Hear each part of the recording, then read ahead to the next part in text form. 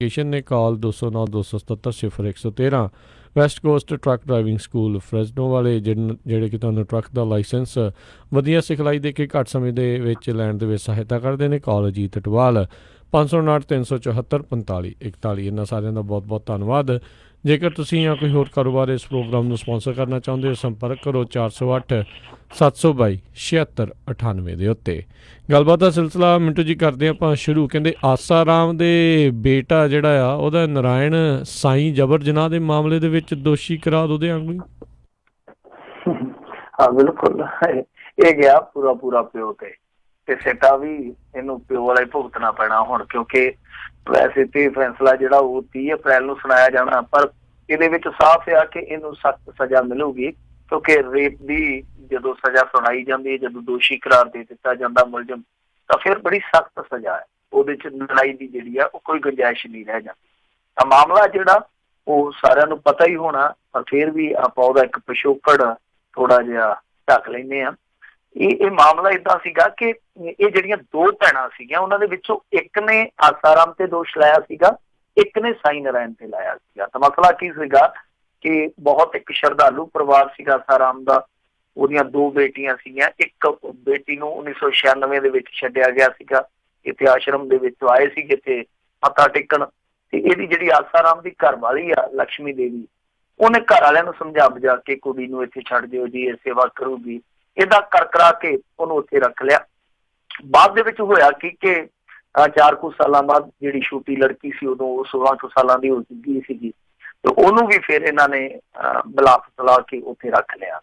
ਗੱਲਾਂ ਗੁੱਲਾਂ ਚ ਤੁਹਾਨੂੰ ਪਤਾ ਹੀ ਹੈ ਲੋਕ ਕਿਸੇ ਬਾਰੇ ਆਉਣ ਦਿੰਦੇ ਆ। ਫਿਰ 2002 ਦੇ ਵਿੱਚ ਇਹਨਾਂ ਦਾ ਕੋਈ ਟ੍ਰਿਪ ਜਾਣਾ ਸੀਗਾ ਬਿਹਾਰ ਤੇ ਨੇਪਾਲ ਨੂੰ, ਉਦੋਂ ਇਸ ਲੜਕੀ ਨੂੰ ਨਾਲ ਖੜਿਆ ਗਿਆ ਸੀਗਾ ਤੇ ਦੱਸਦੇ ਆ ਕਿ ਉੱਥੇ ਫਿਰ ਇਹ ਸਾਈਂ ਨਾਰਾਇਣ ਵੱਲੋਂ ਰੇਪ ਕੀਤਾ ਗਿਆ ਸੀ ਕੁੜੀ ਨੂੰ। ਫਿਰ ਬਾਅਦ ਦੇ ਵਿੱਚ ਇਹ ਸਿਲਸਿਲਾ ਚੱਲਿਆ। ਉਸ ਤੋਂ ਬਾਅਦ ਕੁੜੀ ਜਿਹੜੀ ਸੀ ਬਹਾਨਾ ਲਾ ਕੇ, ਪਹਿਲਾਂ ਤੇ ਆਉਣ ਨਹੀਂ ਸੀ ਦਿੰਦੇ, ਪਰਿਵਾਰ ਕੋਲੇ ਆ ਗਈ।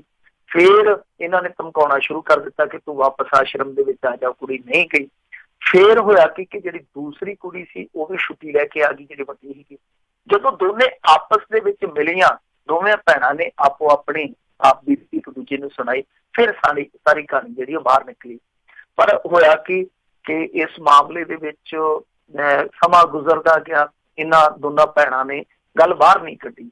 ਤਾਂ 2013 ਚ ਜਦੋਂ ਫਿਰ ਆਸਾਰਾਮ ਫੜਿਆ ਗਿਆ ਸੀਗਾ, ਉਸ ਤੋਂ ਬਾਅਦ ਇਹ ਦੋਵੇਂ ਭੈਣਾਂ ਬਾਹਰ ਆਈਆਂ। ਇਹਨਾਂ ਨੇ ਸਾਹਮਣੇ ਆ ਕੇ ਇਹ ਸਾਰੀ ਕਹਾਣੀ ਸੀਗੀ ਜਿਹੜੀ ਉਹ ਤਹਿਰੀਰ ਦੇ ਰੂਪ ਦੇ ਵਿੱਚ ਪੁਲਿਸ ਕੋਲ ਦਰਜ ਕਰਵਾਈ। ਤਾਂ ਉਸ ਤੋਂ ਬਾਅਦ ਕਿਉਂਕਿ ਦੋਨੇ ਮੈਰਿਡ ਹੋ ਗਈਆਂ ਸੀਗੀਆਂ, ਇਹਨਾਂ ਦੇ ਪਤੀਆਂ ਨੇ ਬਹੁਤ ਸਾਥ ਦਿੱਤਾ। ਇਹਨਾਂ ਨੇ ਆਖਿਆ ਕਿ ਅਸੀਂ ਤੁਹਾਨੂੰ ਨਿਆਂ ਲੈ ਕੇ ਦਿਆਂਗੇ। ਉਹਨਾਂ ਨੇ ਫਾਈਟ ਕੀਤੀ, ਹਾਲਾਂਕਿ ਧਮਕਾਇਆ ਧਮਕਾਇਆ ਇਹਨਾਂ ਨੂੰ ਬਹੁਤ ਕਿਹਾ। ਤਾਂ ਇਹ ਕਹਾਣੀ ਸੀਗੀ ਕਿ ਤੁਹਾਨੂੰ ਪਤਾ ਹੀ ਹੈ, ਸਾਈਂ ਨਾਰਾਇਣ ਜਦੋਂ ਦੋਸ਼ ਲੱਗੇ ਸੀਗੇ ਭੱਜ ਗਿਆ ਸੀਗਾ, ਤੇ ਹਰਿਆਣੇ ਦੇ ਪਿਪਲੀ ਕੋਲ ਇਹਨੂੰ ਉਦੋਂ ਫੜਿਆ ਗਿਆ ਸੀਗਾ ਜਦੋਂ ਪੱਗ ਪੁੱਗ ਬੰਨ੍ਹ ਕੇ ਪੂਰਾ ਪੰਜਾਬੀ ਸਰਦਾਰ ਬਣਿਆ ਪਿਆ ਸੀਗਾ। ਤਾਂ ਇਹ ਹੁਣ ਦੇਖਣਾ ਹੋਏਗਾ ਕਿ 30 ਅਪ੍ਰੈਲ ਨੂੰ ਇਹਨੂੰ ਬਾਪੂ ਦੇ ਬਰੋਬਰ ਹੀ ਸਜ਼ਾ ਸੁਣਾਈ ਜਾਂਦੀ ਹੈ, ਤੇ ਬਾਪੂ ਦੇ ਬਰੋਬਰ ਹੀ ਜਿਹਨੂੰ ਲੋਕ ਵੀ ਬਾਪੂ ਆਖੀ ਜਾਂਦੇ ਆ, ਸੋ ਜਾਂ ਫਿਰ ਇਹਨੂੰ ਘੱਟ ਸਜ਼ਾ ਦਿੱਤੀ ਜਾਂਦੀ। ਤਾਂ ਦੇਖਦੇ ਆ 30 ਅਪ੍ਰੈਲ ਨੂੰ ਕਿਹੜੀ ਸਜ਼ਾ ਸੁਣਾਈ ਜਾਊ। ਜੀ ਬਿਲਕੁਲ, ਪਰ ਨਕਸ਼ੇ ਕਦਮ ਉਹਦੇ ਤੇ ਹੀ ਜਿਹੜਾ ਇਹ ਤੁਰਿਆ ਫਿਰਦਾ ਹੈ। ਅਗਲੀ ਗੱਲ ਕਰੀਏ ਮਿੰਟੂ ਜੀ, ਨਕਾਰੇ ਹੋਏ ਕਲਾਕਾਰ ਜਿਹੜੇ ਫੁੱਸ ਹੋਏ ਖਿਡਾਰੀ ਆ, ਉਹ ਅੱਜ ਕੱਲ੍ਹ ਸਿਆਸਤ ਦੇ ਰੱਥ ਤੇ ਚੜ੍ਹ ਰਹੇ ਆ। ਇੱਦਾਂ ਹੀ ਕਹਿੰਦੇ ਦਲੇਰ ਮਹਿੰਦੀ ਵੀ ਭਾਜਪਾ ਦੇ ਰੱਥ ਤੇ ਸਵਾਰ। ਸ਼ੁਕਰ ਕਰੋ ਤੁਸੀਂ ਐਵੇਂ ਕਿਹਾ ਕਿ ਗੱਡੇ ਤੇ ਨਾ ਚੜ੍ਹਦੀ, ਗਡੀਰੇ ਤੇ ਨਾ ਚੜ੍ਹਦੀ ਜੀ, ਭਾਜਪਾ ਵਾਲਿਆਂ ਦੇ ਰੱਥ ਤੇ ਝੱਟ ਚੜ੍ਹਦੀ ਤੇ ਬੋਲੋ ਤਾਰਾ ਰਾਰਾ। ਸਹੀ ਗੱਲ, ਤਾਰਾ ਰਾਰਾ ਬੋਲਿਆ ਗਿਆ। ਅਸਲ ਦੇ ਵਿੱਚ ਕਹਾਣੀ ਕੀ ਆ ਕਿ ਹੰਸ, ਤੁਹਾਨੂੰ ਪਤਾ ਅੱਜ ਕੱਲ ਭਾਜਪਾ ਦੇ ਦਰਬਾਰੇ ਮੋਤੀ ਚੁਗਦਾ ਜਿਹੜਾ ਹੰਸ ਆ, ਉਹ ਤੇ ਦਲੇਰ ਮਹਿੰਦੀ ਆਪੋ ਵਿੱਚ ਦੀ ਬਹੁਤ ਗੂੜੇ ਰਿਸ਼ਤੇਦਾਰ ਆ। ਰਿਸ਼ਤੇਦਾਰੀ ਵੀ ਸੱਜਰੀ ਆ, ਥੋੜਾ ਸਮਾਂ ਪਹਿਲਾਂ ਹੀ ਰਿਸ਼ਤੇਦਾਰੀ ਪ੍ਰਵਾਨ ਚੜੀ। ਮੇਰੇ ਖਿਆਲ ਦੇ ਨਾਲ ਸਾਰੀ ਸੈਟਿੰਗ ਜਿਹੜੀ ਆ ਉਹ ਹੰਸਰਾਜ ਦੇ ਥਰੂ ਹੋਈ ਹੈ। ਵੈਸੇ ਜਿਹੜਾ ਦਲੇਰ ਮਹਿੰਦੀ ਆ, ਇਹ ਤੇ ਵੇਖੋ ਸਮਾਂ ਹੁੰਦਾ ਕਲਾਕਾਰ ਦਾ, ਪਰ ਇਹ ਤੁਹਾਨੂੰ ਪਤਾ ਹੀ ਹੈ ਕਿ ਕਿਸੇ ਸਮੇਂ ਬੰਦਾ ਟ੍ਰੈਂਡ ਸੈਟਰ ਸੀਗਾ, ਬਹੁਤ ਵੱਡੀ ਚੜ੍ਹਾਈ ਸੀਗੀ। ਪਰ ਸਭ ਤੋਂ ਜ਼ਿਆਦਾ ਫਜ਼ੀਅਤ ਇਹਦੀ ਉਦੋਂ ਹੋਈ ਸੀਗੀ ਜਦੋਂ ਕਬੂਤਰਬਾਜ਼ੀ ਦੇ ਮਾਮਲੇ ਚੁਲਝਿਆ ਸੀ। ਹਾਲਾਂਕਿ ਇਹਦਾ ਭਰਾ ਵੀ ਨਾਲ ਸੀਗਾ, ਇਹਨਾਂ ਨੂੰ ਦੋਸ਼ ਮੁਕਤ ਵੀ ਕਰ ਦਿੱਤਾ ਗਿਆ ਉਸ ਤੋਂ ਬਾਅਦ। ਪਰ ਦਲੇਰ ਮਹਿੰਦੀ ਦੀ ਜਿਹੜੀ ਪਹਿਲੀ ਛਾਪ ਸੀਗੀ, ਪਹਿਲੀ ਛਵੀ ਸੀਗੀ, ਉਹ ਕਿਤੇ ਨਾ ਕਿਤੇ ਇਸ ਮਾਮਲੇ ਨਾਲ ਪ੍ਰਭਾਵਿਤ ਹੋਈ ਆ। ਤਾਂ ਇਹਨੇ ਹੁਣ ਮੋੜਾ ਕੱਟਿਆ, ਸਿਆਸਤ ਦੀ ਦੁਨੀਆ ਦੇ ਵਿੱਚ ਪੈਰ ਧਰਿਆ, ਉਹ ਆ ਗਿਆ ਦਲੇਰ ਮਹਿੰਦੀ ਉੱਥੇ ਹੀ ਜਿੱਥੇ ਹੰਸਰਾਜ ਫਿਰਦਾ ਸੀਗਾ।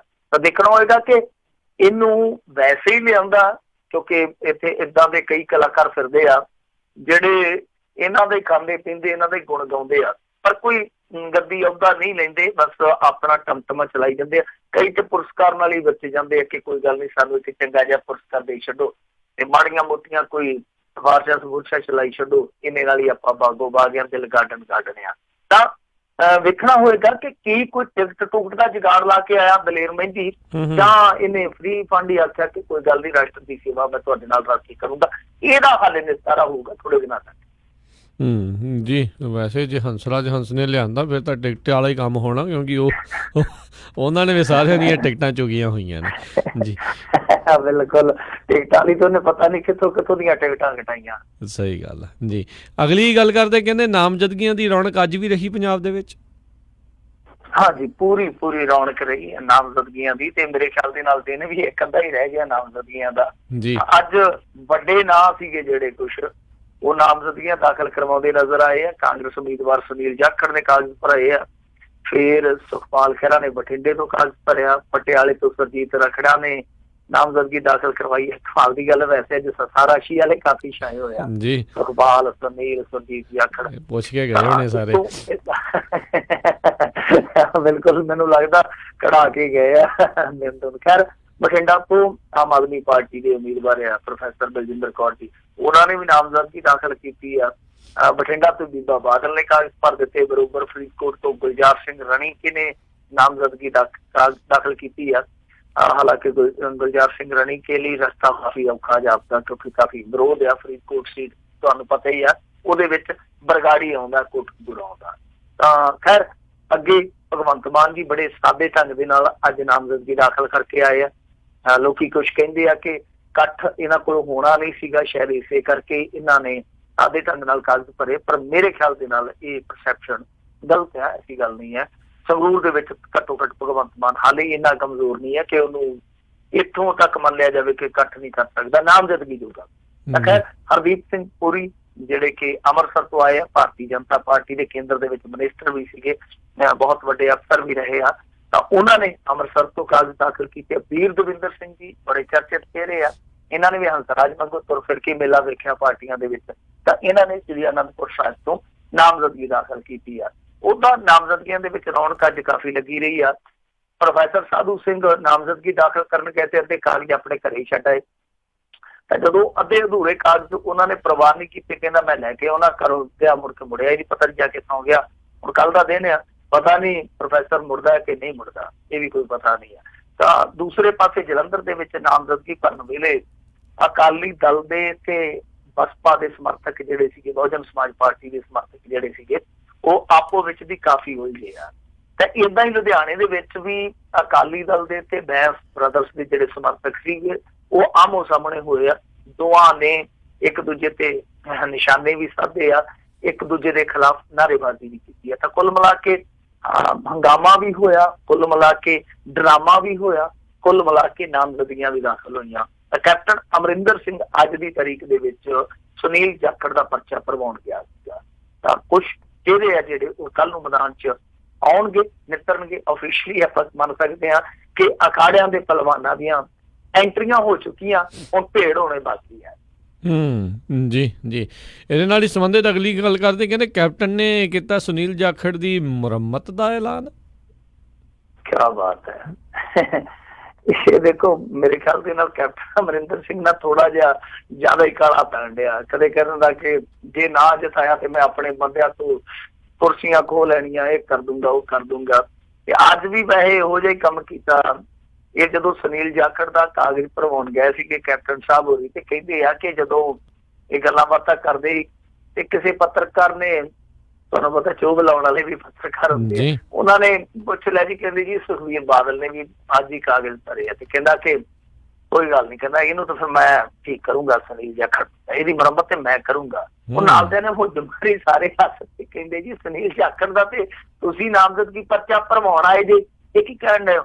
ਤੇ ਨਾਲ ਦੀ ਨਾਲ ਫਿਰ ਮਾਫੀ ਮੰਗ ਕੇ ਕੈਪਟਨ ਸਾਹਿਬ ਕਹਿੰਦੇ ਕਿ ਨਹੀਂ, ਸੁਖਬੀਰ ਸਿੰਘ ਬਾਦਲ ਦੀ ਮੈਂ ਮੁਰੰਮਤ ਕਰੂੰਗਾ। ਤਾਂ ਇਹ ਜਿਹੜੀ ਜ਼ੁਬਾਨ ਫਿਸਲੀ ਆ, ਇਹ ਵੈਸੇ ਨਾ ਕਈ ਵਾਰ ਬੰਦੇ ਦਾ ਮਨ ਦਾ ਗੁੱਸਾ ਵੀ ਬਾਹਰ ਆ ਜਾਂਦਾ ਕਿਉਂਕਿ ਇਹਨਾਂ ਦੀ ਆਪੋ ਵਿੱਚ ਦੀ ਥੋੜੀ ਜਿਹੀ ਅੱਜ ਕੱਲ ਖਟਪਟ ਹੈ। ਜੀ ਖਟਪਟ ਕਿਉਂ ਆ? ਇੱਕ ਤੇ ਇਹ ਆ ਕਿ ਸ਼ੇਰ ਸਿੰਘ ਘੁਬਾਇਆ ਨੂੰ ਨਾ ਸਿਰਫ ਇਹ ਜਾਖੜ ਨੇ ਪਾਰਟੀ 'ਚ ਸ਼ਾਮਲ ਕਰਾਇਆ ਵਾ, ਬਲਕਿ ਟਿਕਟ ਵੀ ਜਿਹੜੀ ਆ ਕਿਤੇ ਨਾ ਕਿਤੇ ਇੱਧਰੋਂ ਚਾਬੀ ਕਮਾਈ ਤੋਂ ਮਿਲੀ ਆ। ਔਰ 2 ਟਿਕਟਾਂ ਇੱਕ ਐਸੀਆਂ ਸੀ ਜਿਹਦੇ ਤੇ ਕੈਪਟਨ ਦਾ ਜ਼ੋਰ ਨਹੀਂ ਚੱਲਿਆ, ਇੱਕ ਬਠਿੰਡਾ ਵਾਲੀ, ਇੱਕ ਫਿਰੋਜ਼ਪੁਰ ਵਾਲੀ। ਤਾਂ ਜਦੋਂ ਤੁਸੀਂ ਦੇਖਿਆ ਹੋਣਾ ਕੱਲ ਨਾਜ਼ਰ ਸਿੰਘ ਮਾਨਸ਼ਾਹੀਆਂ ਦੀ ਐਂਟਰੀ ਹੋਈ ਆ ਕਾਂਗਰਸ ਦੇ ਵਿੱਚ ਜੀ, ਉਸ ਸਮੇਂ ਵੀ ਦੱਸਦੇ ਆ ਕਿ ਸੁਨੀਲ ਜਾਖੜ ਨੂੰ ਬੁਲਾਇਆ ਨਹੀਂ ਗਿਆ। ਹੁਣ ਅੰਦਰ ਗੱਲ ਪਤਾ ਨਹੀਂ ਹੈ, ਪਰ ਉਸ ਸਮੇਂ ਹਾਜ਼ਰ ਨਹੀਂ ਸੀ। ਨਹੀਂ ਤੇ ਆਮ ਤੌਰ ਤੇ ਰੀਤ ਆ ਕਿ ਜਦੋਂ ਵੀ ਇਸ ਤਰ੍ਹਾਂ ਦੀ ਕੋਈ ਵੱਡੀ ਸ਼ਮੂਲੀਅਤ ਹੁੰਦੀ ਆ ਪਾਰਟੀ ਦੇ ਵਿੱਚ ਤਾਂ ਉਸ ਸਮੇਂ ਪਾਰਟੀ ਦਾ ਜਿਹੜਾ ਸਟੇਟ ਪ੍ਰਧਾਨ ਹੁੰਦਾ ਉਹ ਮੌਕੇ ਤੇ ਹਾਜ਼ਰ ਹੁੰਦਾ ਜਾਂ ਉਹਨੂੰ ਬੁਲਾਇਆ ਜਾਂਦਾ, ਸੱਦਿਆ ਜਾਂਦਾ। ਸੋ ਇਹ ਜਿਹੜੀ ਚੀਜ਼ ਆ ਉਹ ਮੈਂ ਇਸ ਚੀਜ਼ ਨਾਲ ਇਸੇ ਕਰਕੇ ਰਿਲੇਟ ਕਰਦਾ ਪਿਆ ਕਿ ਕਈ ਵਾਰ ਮਨ ਦਾ ਜਿਹੜਾ ਉਹ ਗੁੱਬ ਗਵਾਰ ਹੁੰਦਾ ਨਾ, ਗਾਇਬ ਗਾਇਬ ਨਿਕਲ ਜਾਂਦਾ ਆਨੇ ਮਨ। ਜੀ ਜੀ ਜੀ। ਅਗਲੀ ਆਪਾਂ ਜਿਹੜੀ ਗੱਲ ਕਰਦੇ, ਕਹਿੰਦੇ ਰਾਮ ਰਹੀਮ ਨੂੰ ਸਿਰਸੇ ਤੋਂ ਵਿਆਹ ਦਾ ਸੱਦਾ ਤੇ ਸ਼ਾਮਲ ਹੋਣ ਲਈ ਮੰਗੀ ਉਹਨੇ ਹੁਣ ਜ਼ਮਾਨਤ। ਮੈਨੂੰ ਤਾਂ ਇੱਕ ਟਾਈਮ ਤੇ ਲੱਗਾ ਕਿ ਉਹਦੇ ਨਾਲ ਹੀ ਕਿਸੇ ਨੇ ਵਿਆਹ ਕਰਾਉਣ ਨੂੰ ਜਿਹੜਾ ਸੱਦਾ ਦੇ ਛੱਡਿਆ। ਨਹੀਂ ਦੇਖੋ, ਇਹ ਮੇਰੇ ਖਿਆਲ ਦੇ ਨਾਲ ਬੜੀ ਵੱਡੀ ਗੱਲ ਬਣ ਜਾਣੀ ਆ ਕਿਉਂਕਿ ਇਹਨਾਂ ਨੂੰ ਵਿਆਹ ਦਾ ਜਿਹੜਾ ਸੱਦਾ ਆਇਆ, ਜੇ ਇੱਕ ਵਿਆਹ ਦੇ ਵਿੱਚ ਸ਼ਾਮਲ ਹੋਣ ਲਈ ਇਹ ਚਲੇ ਗਿਆ ਫਿਰ ਤੇ ਪ੍ਰੇਮੀਆਂ ਨੇ ਸੱਦਿਆਂ ਦੇ ਅੰਬਾਰ ਲਾ ਦੇਣੇ ਆ। ਬਿਲਕੁਲ ਸਹੀ। ਉਹਨਾਂ ਨੇ ਤੇ ਫਿਰ ਦੂਜੇ ਦਿਨ ਕਹਿ ਦੇਣਾ ਕਿ ਸਾਡਾ ਜਿਹੜਾ ਬਾਬਾ ਉਹਨੂੰ ਘੱਲੋ ਛੁੱਟੀ ਤੇ। ਕਿਉਂਕਿ ਇਹ ਜਿਹੜੀ ਛੁੱਟੀ ਮੰਗੀ ਗਈ ਆ, ਪੈਰੋਲ ਮੰਗੀ ਗਈ ਆ, ਇਹਦਾ ਜਿਹੜਾ ਆਧਾਰ ਆ ਗਰਾਊਂਡ ਆ। ਕਿਉਂਕਿ ਹੁਣ ਦੇਖੋ ਜਿਹੜਾ ਡੇਰਾ ਮੁਖੀ ਆ ਇਹਦੇ ਆਪਣੇ ਬੱਚੇ ਤੇ ਵਿਆਹੇ ਹੋਏ ਆ। ਆਮ ਤੌਰ ਤੇ ਜਿਹੜਾ ਗਰਾਊਂਡ ਹੁੰਦਾ ਜਦੋਂ ਇਸ ਤਰ੍ਹਾਂ ਦੀ ਛੁੱਟੀ ਹੁੰਦੀ ਹੈ, ਪਹਿਲੀ ਗੱਲ ਇਹ ਆ ਕਿ 2-3 ਤਰ੍ਹਾਂ ਦੀਆਂ ਛੁੱਟੀਆਂ ਹੁੰਦੀਆਂ, ਪੈਰੋਲ ਹੁੰਦੀਆਂ। ਇੱਕ ਤੇ ਹੁੰਦੀ ਆ ਫਰਲੋ, ਭਾਵ ਕੋਈ ਜ਼ਰੂਰੀ ਕੰਮ ਪੈ ਗਿਆ, ਚੰਗਾ ਚਾਲ ਚੱਲਣ ਆ ਕੈਦੀ ਦਾ, ਜਾਂ ਕੋਈ ਫਸਲ ਬਾੜੀ ਕਈ ਵਾਰ ਖਰਾਬ ਹੋ ਜਾਂਦੀ ਆ ਤਾਂ ਉਹਨੂੰ ਫਰਲੋ ਕਹਿ ਦਿੰਦੇ ਆ। 5-7 ਦਿਨ 10 ਦਿਨ ਦੇ ਵਿੱਚੋਂ ਉਹ ਬ੍ਰੇਕ ਮਿਲ ਜਾਂਦੀ ਆ ਕੈਦ ਚੋਂ। ਇੱਕ ਹੁੰਦੀ ਆ ਤੁਹਾਡੀ ਰੂਟੀਨ ਦੀ ਛੁੱਟੀ ਜਿਹੜੀ ਕਿ 6 ਮਹੀਨਿਆਂ ਬਾਅਦ ਤੁਰਦੀ ਆ, ਤੁਹਾਨੂੰ ਸਾਲ 'ਚ 2 ਦਫਾ ਮਿਲਦੀ ਆ। ਉਹ ਮੇਰੇ ਖਿਆਲ ਦੇ ਨਾਲ 42 ਦਿਨ ਦਿੰਦੀ ਆ।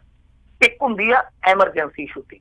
ਐਮਰਜੈਂਸੀ ਛੁੱਟੀ ਤੋਂ ਭਾਵੇਂ ਆ ਕਿ ਤੁਹਾਡੇ ਖੂਨ ਦੇ ਰਿਸ਼ਤੇ 'ਚ ਕਿਸੇ ਦੀ ਮਰਗ ਹੋ ਗਈ ਆ ਜਾਂ ਕਿਸੇ ਦੀ ਸ਼ਾਦੀ ਜਾਂ ਸ਼ਗਨ ਵਿਆਹ ਰਿਹਾ ਤਾਂ ਉਸ ਸਮੇਂ ਤੁਹਾਨੂੰ ਉਹ ਛੁੱਟੀ ਦਿੱਤੀ ਜਾਂਦੀ ਹੈ ਜੇ ਤੁਸੀਂ ਕੈਦ ਕਰਦੇ ਹੋ। ਤਾਂ ਹੁਣ ਇੱਥੇ ਮਸਲਾ ਇਹ ਹੈ ਕਿ ਜਿਹੜਾ ਆਧਾਰ ਬਣਾਇਆ ਗਿਆ, ਗਰਾਊਂਡ ਬਣਾਇਆ ਗਿਆ ਪੈਰੋਲ ਮੰਗਣ ਵਾਸਤੇ, ਹੁਣ ਇਹਨਾਂ ਨੂੰ ਪਤਾ ਕਿ ਰੂਟੀਨ ਦੀ ਸਾਨੂੰ ਪੈਰੋਲ ਨਹੀਂ ਮਿਲਣੀ। ਇਹ ਇਹਨਾਂ ਦੇ ਜਿਹੜੇ ਲੀਗਲ ਟੋਲੇ ਵਾਲੇ ਆ ਉਹਨਾਂ ਨੂੰ ਸਾਰਿਆਂ ਨੂੰ ਪਤਾ। ਤਾਂ ਇਹਨਾਂ ਨੇ ਇੱਕ ਦਾਅ ਖੇਡਿਆ ਵਾ। ਦਾਅ ਇਹ ਖੇਡਿਆ ਕਿ ਹੁਣ ਦੇਖੋ ਬੱਚਿਆਂ ਦੀ ਸ਼ਾਦੀ ਹੋ ਚੁੱਕੀ ਹੈ ਇਹਨਾਂ ਦੀ, ਉਹ ਮੈਂ ਤੁਹਾਨੂੰ ਜਿਵੇਂ ਪਹਿਲਾਂ ਦੱਸਿਆ। ਤਾਂ ਇਹਨਾਂ ਨੇ ਇੱਕ ਆਧਾਰ ਬਣਾਇਆ, ਦੇਖੋ ਜੀ, ਕਿ ਡੇਰੇ ਦੇ ਵਿੱਚ ਇਹਦੀ ਕੋਈ ਮੂੰਹ ਬੋਲੀ ਬੇਟੀ ਆ ਤੇ ਉਸ ਮੂੰਹ ਬੋਲੀ ਬੇਟੀ ਦੀ ਸ਼ਾਦੀ ਆ ਤੇ ਇਸ ਮੌਕੇ ਤੇ ਸ਼ੁਭ ਕਾਰਜ ਦੇ ਮੌਕੇ ਤੇ ਇਹ ਬਾਬੇ ਦਾ ਹੋਣਾ ਉੱਥੇ ਬਹੁਤ ਜ਼ਰੂਰੀ ਆ। ਤਾਂ ਹੁਣ ਉਹਦੇ ਤੇ CBI ਤੇ ਹਰਿਆਣਾ ਸਰਕਾਰ ਨੂੰ ਨੋਟਿਸ ਜਾਰੀ ਕਰ ਦਿੱਤਾ ਹਾਈ ਕੋਰਟ ਨੇ। ਪਰ ਮੇਰੇ ਖਿਆਲ ਦੇ ਨਾਲ ਜਦੋਂ ਇਹ ਸਖਤ ਵਿਰੋਧ ਹੋਊਗਾ ਉਦੋਂ ਇਹ ਮਾਮਲਾ ਟਲ ਜਾਣਾ। ਹਾਲਾਂਕਿ ਮੈਨੂੰ ਥੋੜਾ ਜਿਹਾ ਸ਼ੱਕ ਆ ਕਿ ਵੋਟਾਂ ਨਾਲ ਕਿਤੇ ਚੀਜ਼ ਨਹੀਂ ਜੁੜਦੀ ਹੋਵੇ, ਇਹ ਥੋੜਾ ਜਿਹਾ ਵੇਖਣਾ ਪਊਗਾ ਕਿਉਂਕਿ ਵੋਟਾਂ ਦੇ ਮੌਕੇ ਤੇ ਇਸ ਤਰ੍ਹਾਂ ਦੀ ਇੱਕ ਗੇਮ ਲਾਈ ਜਾ ਰਹੀ ਹੈ ਤੇ ਗੇਮ ਹੈ ਨਾ, ਕਿਉਂਕਿ ਰੂਟੀਨ ਦੀ ਛੁੱਟੀ ਨਹੀਂ ਹੈ। ਤਾਂ ਕਿਤੇ ਇਹਦੇ 'ਚ ਕੋਈ ਸਿਆਸੀ ਐਂਗਲ ਤਾਂ ਨਹੀਂ, ਇਹ ਦੇਖਣਾ ਪਊਗਾ, ਸਮਝਣਾ ਪਊਗਾ।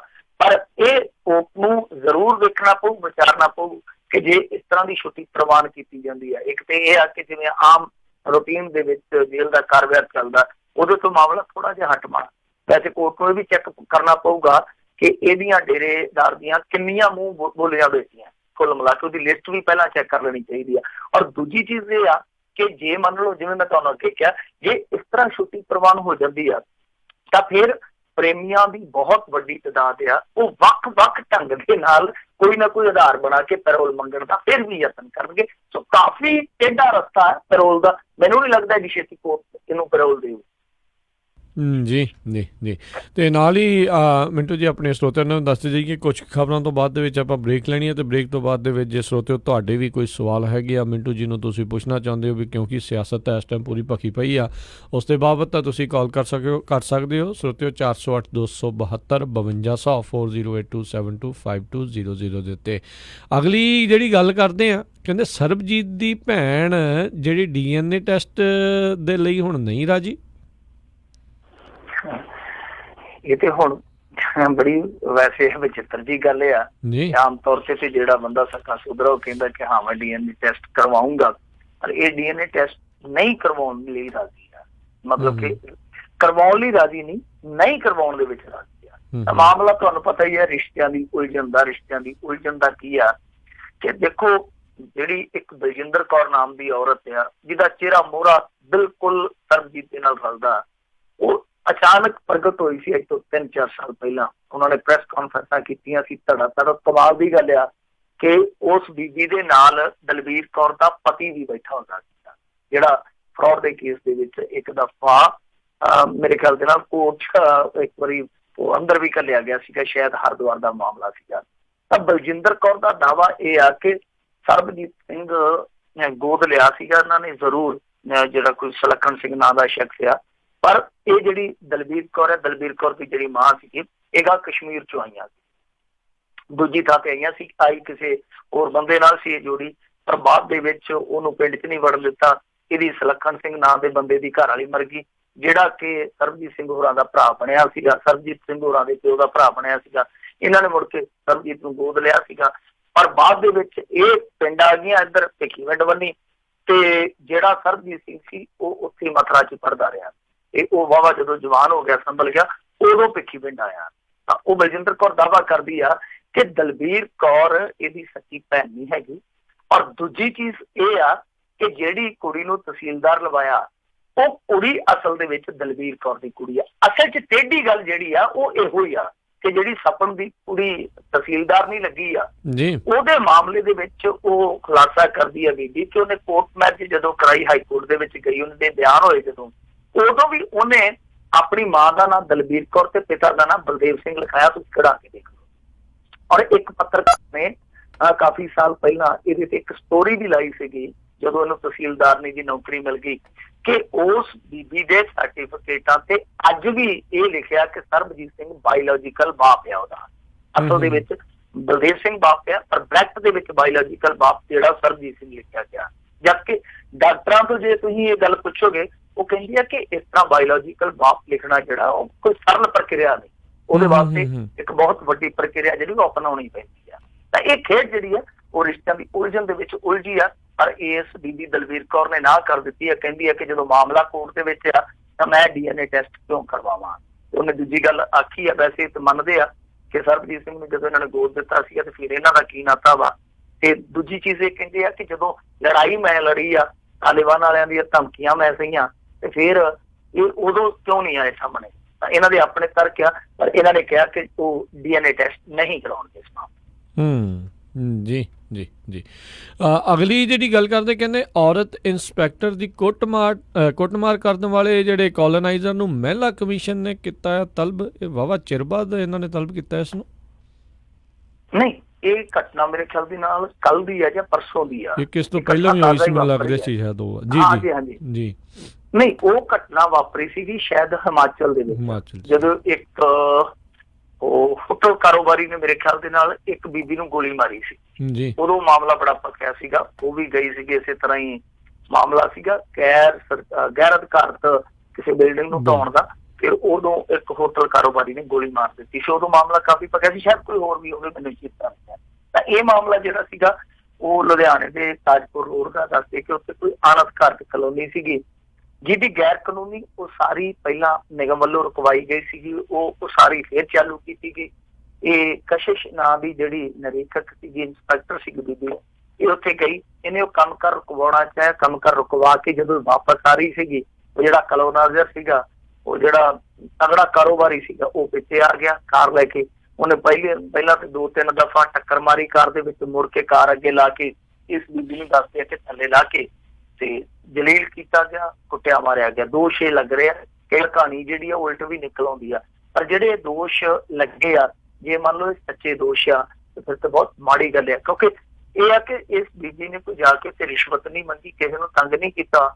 ਜੋ ਅਣਅਧਿਕਾਰਤ ਉਸਾਰੀ ਸੀਗੀ, ਜਿਹੜੀ ਗੈਰ ਕਾਨੂੰਨੀ ਢੰਗ ਦੇ ਨਾਲ ਕੋਈ ਇਮਾਰਤਸਾਜੀ ਹੋ ਰਹੀ ਸੀਗੀ, ਉਹਨੂੰ ਰੋਕਿਆ ਵਾ। ਤਾਂ ਜਿਵੇਂ ਇੱਕ ਉਦਾਹਰਨ ਮੈਂ ਤੁਹਾਨੂੰ ਅੱਗੇ ਦਿੱਤੀ ਆ, ਇੱਕ ਘਟਨਾ ਅੱਗੇ ਕੋਟ ਕੀਤੀ ਆ ਕਿ ਹੋਟਲ ਦੀ ਉਸਾਰੀ ਰੁਕਵਾਉਣ ਗਈ ਇੱਕ ਅਫਸਰ ਬੀਬੀ ਨੂੰ ਗੋਲੀਆਂ ਨਾਲ ਭੁੰਨ ਦਿੱਤਾ ਗਿਆ ਸੀਗਾ। ਇਸ ਬੀਬੀ ਨੂੰ ਜ਼ਲੀਲ ਕੀਤਾ ਗਿਆ, ਤਾਂ ਇਹਦਾ ਮਤਲਬ ਇਹ ਆ ਕਿ ਜੇ ਇਸ ਤਰ੍ਹਾਂ ਹੁੰਦਾ ਰਿਹਾ ਤੇ ਜਿਹੜੇ ਇਦਾਂ ਦੇ ਅਫਸਰ ਜਾ ਕੇ ਹੱਥ ਪਾਉਂਦੇ ਆ, ਨੱਥ ਪਾਉਂਦੇ ਆ, ਜਿਹੜੇ ਚੰਦ ਬਚੇ ਆ, ਫਿਰ ਉਹਨਾਂ ਦਾ ਵੀ ਹੌਸਲਾ ਟੁੱਟਦਾ ਕਿਤੇ ਨਾ ਕਿਤੇ। ਤਾਂ ਇਸ ਮਾਮਲੇ ਦੇ ਵਿੱਚ ਮਹਿਲਾ ਕਮਿਸ਼ਨ ਨੇ ਜ਼ਰੂਰ ਤਲਬ ਕੀਤਾ ਉਸ ਕਲੋਨਾਈਜ਼ਰ ਨੂੰ, ਪਰ ਇਹਦੇ ਚ ਮੇਰੇ ਖਿਆਲ ਦੇ ਨਾਲ ਜਿਹੜੀ ਲੋਕਲ ਪੁਲਿਸ ਆ ਜਾਂ ਜਿਹੜੀ ਸਾਡੀ ਸਰਕਾਰ ਆ, ਉਹਨਾਂ ਨੂੰ ਵੀ ਸਖਤ ਕਦਮ ਚੁੱਕਣੇ ਚਾਹੀਦੇ, ਛੇਤੀ ਤੋਂ ਛੇਤੀ ਉਹ ਬੰਦਾ ਗ੍ਰਿਫਤਾਰ ਕਰਨਾ ਚਾਹੀਦਾ ਜੇ ਇਹਨਾਂ ਦੋਸ਼ਾਂ ਦੇ ਵਿੱਚ ਸੱਚਾਈ ਹੈ ਤਾਂ। ਜੀ ਜੀ ਜੀ ਬਿਲਕੁਲ। ਤੇ ਸਰੋਤਿਓ, ਇੱਥੇ ਇੱਕ ਆਪਾਂ ਬ੍ਰੇਕ ਲੈਂਦੇ ਹਾਂ, ਬ੍ਰੇਕ ਤੋਂ ਬਾਅਦ ਮੁੜ ਕੇ ਫਿਰ ਵਾਪਸ ਹਾਜ਼ਰ ਹੁੰਦੇ ਹਾਂ। ਤੇ ਤੁਹਾਡਾ ਵੀ ਜੇ ਕੋਈ ਸਵਾਲ ਹੈਗਾ ਆ ਤਾਂ ਤੁਸੀਂ ਮਿੰਟੂ ਜੀ ਨੂੰ ਪੁੱਛ ਸਕਦੇ ਹੋ। ਕਾਲ ਕਰਨ ਦੇ ਲਈ ਨੰਬਰ ਰਹੇਗਾ 408 272 5200 4082725200।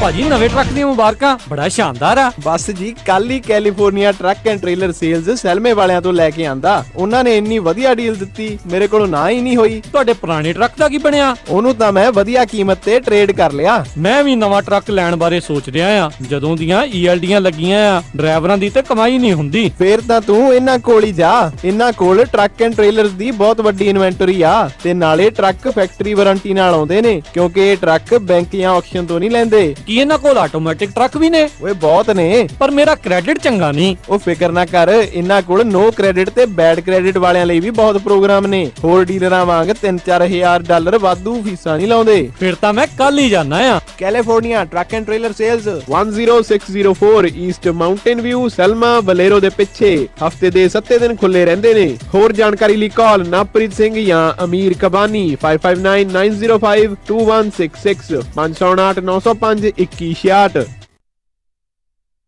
ਅਮਨ, ਆਪਾਂ ਸੈਕਰਾਮੈਂਟੋ ਵਿੱਚ ਮੂਵ ਤਾਂ ਹੋ ਗਏ ਆ। ਹੁਣ ਇੱਥੇ ਆਪਾਂ ਚੰਗਾ ਜਿਹਾ ਡਾਕਟਰ ਤੇ ਫੈਮਿਲੀ ਕਲੀਨਿਕ ਵੀ ਲੱਭ ਲਈਏ। ਤੁਸੀਂ ਫਿਕਰ ਹੀ ਛੱਡ ਦਿਓ ਜੀ। ਮੇਰੀ ਫਰੈਂਡ ਰਿਤੂ ਦੀ ਕਾਲ ਆਈ ਸੀ, ਉਹਨੇ ਮੈਨੂੰ ਨੰਬਰ ਦਿੱਤਾ ਹੈ ਤੱਖਰ ਅਰਜੈਂਟ ਕੇਅਰ ਅਤੇ ਫੈਮਿਲੀ ਮੈਡੀਸਨ ਵਾਲਿਆਂ ਦਾ। ਅੱਛਾ, Takhar urgent care and family medicine, ਜਿੱਥੋਂ ਕਰਵਾ ਸਕਦੇ ਹੋ adult and child physical, DOT and naan DOT ਫਿਜ਼ੀਕਲਸ, employment ਫਿਜ਼ੀਕਲਸ ਅਤੇ ਸਕੂਲ ਫਿਜ਼ੀਕਲਸ। ਇਸ ਦੇ ਨਾਲ ਹੀ EKG, blood work, urine analysis, TB testing, air irrigation ਅਤੇ ਇਨਗ੍ਰੋਨ ਟੋਨੇਲ ਰਿਮੂਵਲ। ਇਸ ਦੇ ਨਾਲ ਹੀ ਚਮੜੀ ਦੇ ਰੋਗਾਂ ਦਾ ਇਲਾਜ ਵੀ ਕਰਵਾ ਸਕਦੇ ਹੋ ਅਤੇ ਇੱਥੋਂ ਤੁਸੀਂ ਲੈ ਸਕਦੇ ਹੋ ਮੈਡੀਕਲ ਸਪਾ ਦੀਆਂ ਸਾਰੀਆਂ services, laser hair removal, fillers, wrinkles relaxers, anti ageing treatments, microdermabrasion, skin rejuvenation, fine lines, brown spots, spider veins, stretch marks ਅਤੇ ਐਕਨੇ ਅਤੇ ਹੋਰ ਵੀ ਬਹੁਤ ਕੁਝ। ਅਤੇ ਲੈ ਸਕਦੇ ਹੋ ਆਪਣੇ ਬਜਟ ਮੁਤਾਬਕ ਟ੍ਰੀਟਮੈਂਟ ਪਲਾਨ। ਵਧੇਰੇ ਜਾਣਕਾਰੀ ਲਈ ਗੱਲ ਕਰ ਸਕਦੇ ਹੋ ਡਾਕਟਰ ਪਰਮਜੀਤ ਸਿੰਘ ਤੱਖਰ MD 9166889994 8191 ਟਿੰਬਰਲੇਕ ਵੇ ਸਵੀਟ 350 ਅਤੇ 400 ਸੈਕਰਾਮੈਂਟੋ। ਇਮੀਗ੍ਰੇਸ਼ਨ, ਫੈਮਿਲੀ ਲਾਅ ਦੇ ਨਾਲ ਸੰਬੰਧਿਤ ਕਿਸੇ ਵੀ ਤਰ੍ਹਾਂ ਦੀ ਕਾਨੂੰਨੀ ਸਲਾਹ ਦੇ ਲਈ ਗੱਲ ਕਰ ਸਕਦੇ ਹੋ ਸ਼ਾਹਿਦ ਮਨਜ਼ੂਰ ਜੀ ਨਾਲ। ਪਰਸਨਲ ਇੰਜਰੀ ਜਿਵੇਂ ਕਿ ਕਾਰ ਐਕਸੀਡੈਂਟ, ਸਲਿਪ ਅਤੇ ਫਾਲ ਦੇ ਨਾਲ ਸੰਬੰਧਿਤ ਕਿਸੇ ਵੀ ਤਰ੍ਹਾਂ ਦੀ ਕਾਨੂੰਨੀ ਸਲਾਹ ਦੇ ਲਈ ਗੱਲ ਕਰ ਸਕਦੇ ਹੋ ਸ਼ਾਹਿਦ ਮਨਜ਼ੂਰ ਲਾ ਫਰਮ, 3017 ਡੌਗਲਸ ਬੁਲੇਵਾਰਡ, ਸਵੀਟ 104, ਰੋਜ਼ਵਿਲ। ਵਧੇਰੇ ਜਾਣਕਾਰੀ ਲਈ ਗੱਲ ਕਰ ਸਕਦੇ ਹੋ 9163061665 916 306 1665 ਮਨਜ਼ੂਰ ਲਾ ਫਰਮ। ਇੰਸ਼ੋਰੈਂਸ ਦੀ ਦੁਨੀਆ ਦੇ ਵਿੱਚ ਭਰੋਸੇਮੰਦ ਨਾਮ ਖਾਲਸਾ ਇੰਸ਼ੋਰੈਂਸ ਏਜੰਸੀ। ਆਪਣੇ ਕਿਸੇ ਵੀ ਤਰੀਕੇ ਦੀ insurance, auto, home, commercial, life ਕਰਵਾਉਣੀ ਹੋਵੇ ਤਾਂ ਅੱਜ ਹੀ ਸੰਪਰਕ ਕਰੋ। Khalsa insurance agency 408 272 2500। 26 ਸਾਲ ਤੋਂ ਵੱਧ ਦਾ ਤਜਰਬਾ। ਕਾਲ 408 272 2500 408 272 2500। Khalsa insurance agency. Trucking companies ਲਈ ਖੁਸ਼ਖਬਰੀ, ਹੁਣ ਟਰੱਕ ਡਰਾਈਵਰਜ਼ ਲੱਭਣੇ ਹੋਏ ਆਸਾਨ। ਛੋਟੀ ਤੋਂ ਵੱਡੀ ਟਰੱਕਿੰਗ ਕੰਪਨੀ ਦੇ ਲਈ ਇੱਕ ਨਵੀਂ ਐਪ ਟਰੱਕ ਬੁੱਕ, ਜਿਸ ਦੇ ਜ਼ਰੀਏ ਤੁਸੀਂ ਬਹੁਤ ਹੀ ਆਸਾਨੀ ਦੇ ਨਾਲ ਆਪਣੇ ਰਾਊਟਸ ਅਤੇ ਲੋਡ ਦੀ ਜਾਣਕਾਰੀ ਪਾ ਕੇ ਅਨਲਿਮਿਟਿਡ ਡਰਾਈਵਰਜ਼ ਅਤੇ ਓਨਰ ਆਪਰੇਟਰ ਲੱਭ ਸਕਦੇ ਹੋ। ਪੂਰੇ ਅਮਰੀਕਾ ਦੇ ਵਿੱਚ truck trailer repair shops app ਦੇ ਨਾਲ ਲੱਭ ਸਕਦੇ ਹੋ। ਤੁਸੀਂ ਟਰੱਕ ਬੁੱਕ ਐਪ ਤੇ ਆਪਣੇ ਟਰੱਕ ਟ੍ਰੇਲਰ ਰੈਂਟ ਤੇ ਲੱਭ ਅਤੇ ਪਾ ਸਕਦੇ ਹੋ ਅਤੇ ਟਰੱਕ ਟ੍ਰੇਲਰਸ ਨੂੰ ਖਰੀਦ ਅਤੇ ਵੇਚ ਵੀ ਸਕਦੇ ਹੋ। ਅੱਜ ਹੀ ਆਪਣੇ ਸਮਾਰਟਫੋਨ, ਟੈਬਲੇਟ ਦੇ ਉੱਤੇ ਟਰੱਕ ਬੁੱਕ ਐਪ ਡਾਊਨਲੋਡ ਕਰੋ ਜਾਂ ਵੈਬਸਾਈਟ ਵਿਜ਼ਿਟ ਕਰੋ truckbook.us। ਹੋਰ ਜਾਣਕਾਰੀ ਲਈ ਕਾਲ 9164000002 truckbook.us। Truck Book app, a complete trucking solution। ਮੈਂ ਕਹਿੰਦੀ ਆ ਜੀ ਮੁੰਡੇ ਦਾ ਆਪਾਂ ਵਿਆਹ ਤਾਂ ਧਰ ਲਿਆ, ਪਰ ਮੈਨੂੰ ਤਾਂ ਐ ਲੱਗਦਾ ਵੀ ਟੈਨਸ਼ਨਾਂ ਨੂੰ ਹੀ ਘਰ ਕਰ ਲਿਆ। ਹਰ ਕੋਈ ਪੁੱਛਦਾ ਵੀ ਕੋਈ ਹਾਲ ਹੁਲ ਬੁੱਕ ਕਰ ਲਿਆ ਕਿ ਨਹੀਂ ਕਰ ਲਿਆ। ਉਹ ਭਗਵਾਨ ਨੇ ਐਵੇਂ ਨਾ ਜਾ ਘਬਰਾਈ, ਫਲਮਿੰਗੋ ਪੈਲਸ ਵਾਲੇ ਨੂੰ ਦੇ ਆਇਆ ਸਾਈ ਬਈ 1200 ਤੇ 700 ਦੀ ਕਪੈਸਿਟੀ ਵਾਲੇ 2 ਹਾਲ ਨੇ ਸੈਕਰਾਮੈਂਟੋ ਚ, ਬਲੇਹੋ ਚ ਵੀ 500 ਦੀ ਕਪੈਸਿਟੀ ਵਾਲਾ ਇੱਕ ਹਾਲ ਹੈਗਾ ਨਾ। ਹਾਲ 'ਚ ਫੁੱਲ ਬੱਤੀਆਂ ਵੀ ਲਾਉਣੇ ਆ ਤੇ ਵਿਆਹ ਦੀ ਭਾਜੀ 'ਚ ਸ਼ੱਕਰਪਾਰੇ ਵੀ ਪਾਉਣੇ ਆ। ਉਹ ਭਗਵਾਨ ਨੇ ਤੂੰ ਦਿਲ ਚ ਜਮਾ ਨਾ ਰੱਖ ਸ਼ੱਕ, ਉਹ ਸਾਰਾ ਕੁਝ ਹੀ ਦਿੰਦੇ ਆ ਚੱਕ। ਜੀ ਹਾਂ, ਫਲੇਮਿੰਗੋ ਪੈਲੇਸ ਵਾਲਿਆਂ ਕੋਲ ਆਪਣਾ ਫੰਕਸ਼ਨ ਬੁੱਕ ਕਰਾਓ ਤੇ ਟੈਨਸ਼ਨ ਫ੍ਰੀ ਹੋ ਕੇ ਪ੍ਰਾਹੁਣਿਆਂ ਵਾਂਗੂ ਆਓ। ਉਹ ਦਿੰਦੇ ਨੇ ਪੂਰੇ ਕੈਲੀਫੋਰਨੀਆ 'ਚ ਕੇਟਰਿੰਗ ਦੀ ਸਰਵਿਸ, ਡੈਕੋਰੇਸ਼ਨ, ਡੀਜੇ, ਫੁੱਲ ਬਾਰ, ਭਾਜੀ ਤੇ ਮਠਿਆਈ ਦਾ ਪ੍ਰਬੰਧ ਵੀ ਕਰਦੇ ਨੇ। ਵਧੇਰੇ ਜਾਣਕਾਰੀ ਲਈ ਕਾਲ ਪੌਲ 5103258433 510 325 8433 916 334 6000 916 334 6000। ਦਿਲ ਲੈ ਗਿਆ ਨੀ ਮੇਰਾ ਦਿਲ ਲੈ ਗਿਆ, ਰਾਤੀ ਸੁਪਨੇ 'ਚ ਆ ਕੇ ਕੁਝ ਕਹਿ ਗਿਆ ਨੀ, ਉੱਤੋਂ ਉੱਤੋਂ ਅੜੀ ਰੱਖਦਾ। ਮੋਟੀ ਆਖੇ ਉਹਦੀ ਸੌਣ ਨਹੀਂਓ ਦਿੰਦੀ ਨੀ, ਉੱਤੋਂ ਮੁੱਛ ਖੜੀ ਰੱਖਦਾ। ਸਤਿ ਸ਼੍ਰੀ ਅਕਾਲ, ਮੈਂ ਤੁਹਾਡਾ ਆਪਣਾ ਰਵਿੰਦਰ ਗਰੇਵਾਲ, ਤੁਸੀਂ ਸੁਣ ਰਹੇ ਹੋ ਪੰਜਾਬੀ ਰੇਡੀਓ USA। ਮੋਟੀ ਆਖੇ ਉਹਦੀ ਸੌਣ ਨਹੀਂਓ ਦਿੰਦੀ ਨੀ, ਉੱਤੋਂ ਮੁੱਛ ਖੜੀ ਰੱਖਦਾ।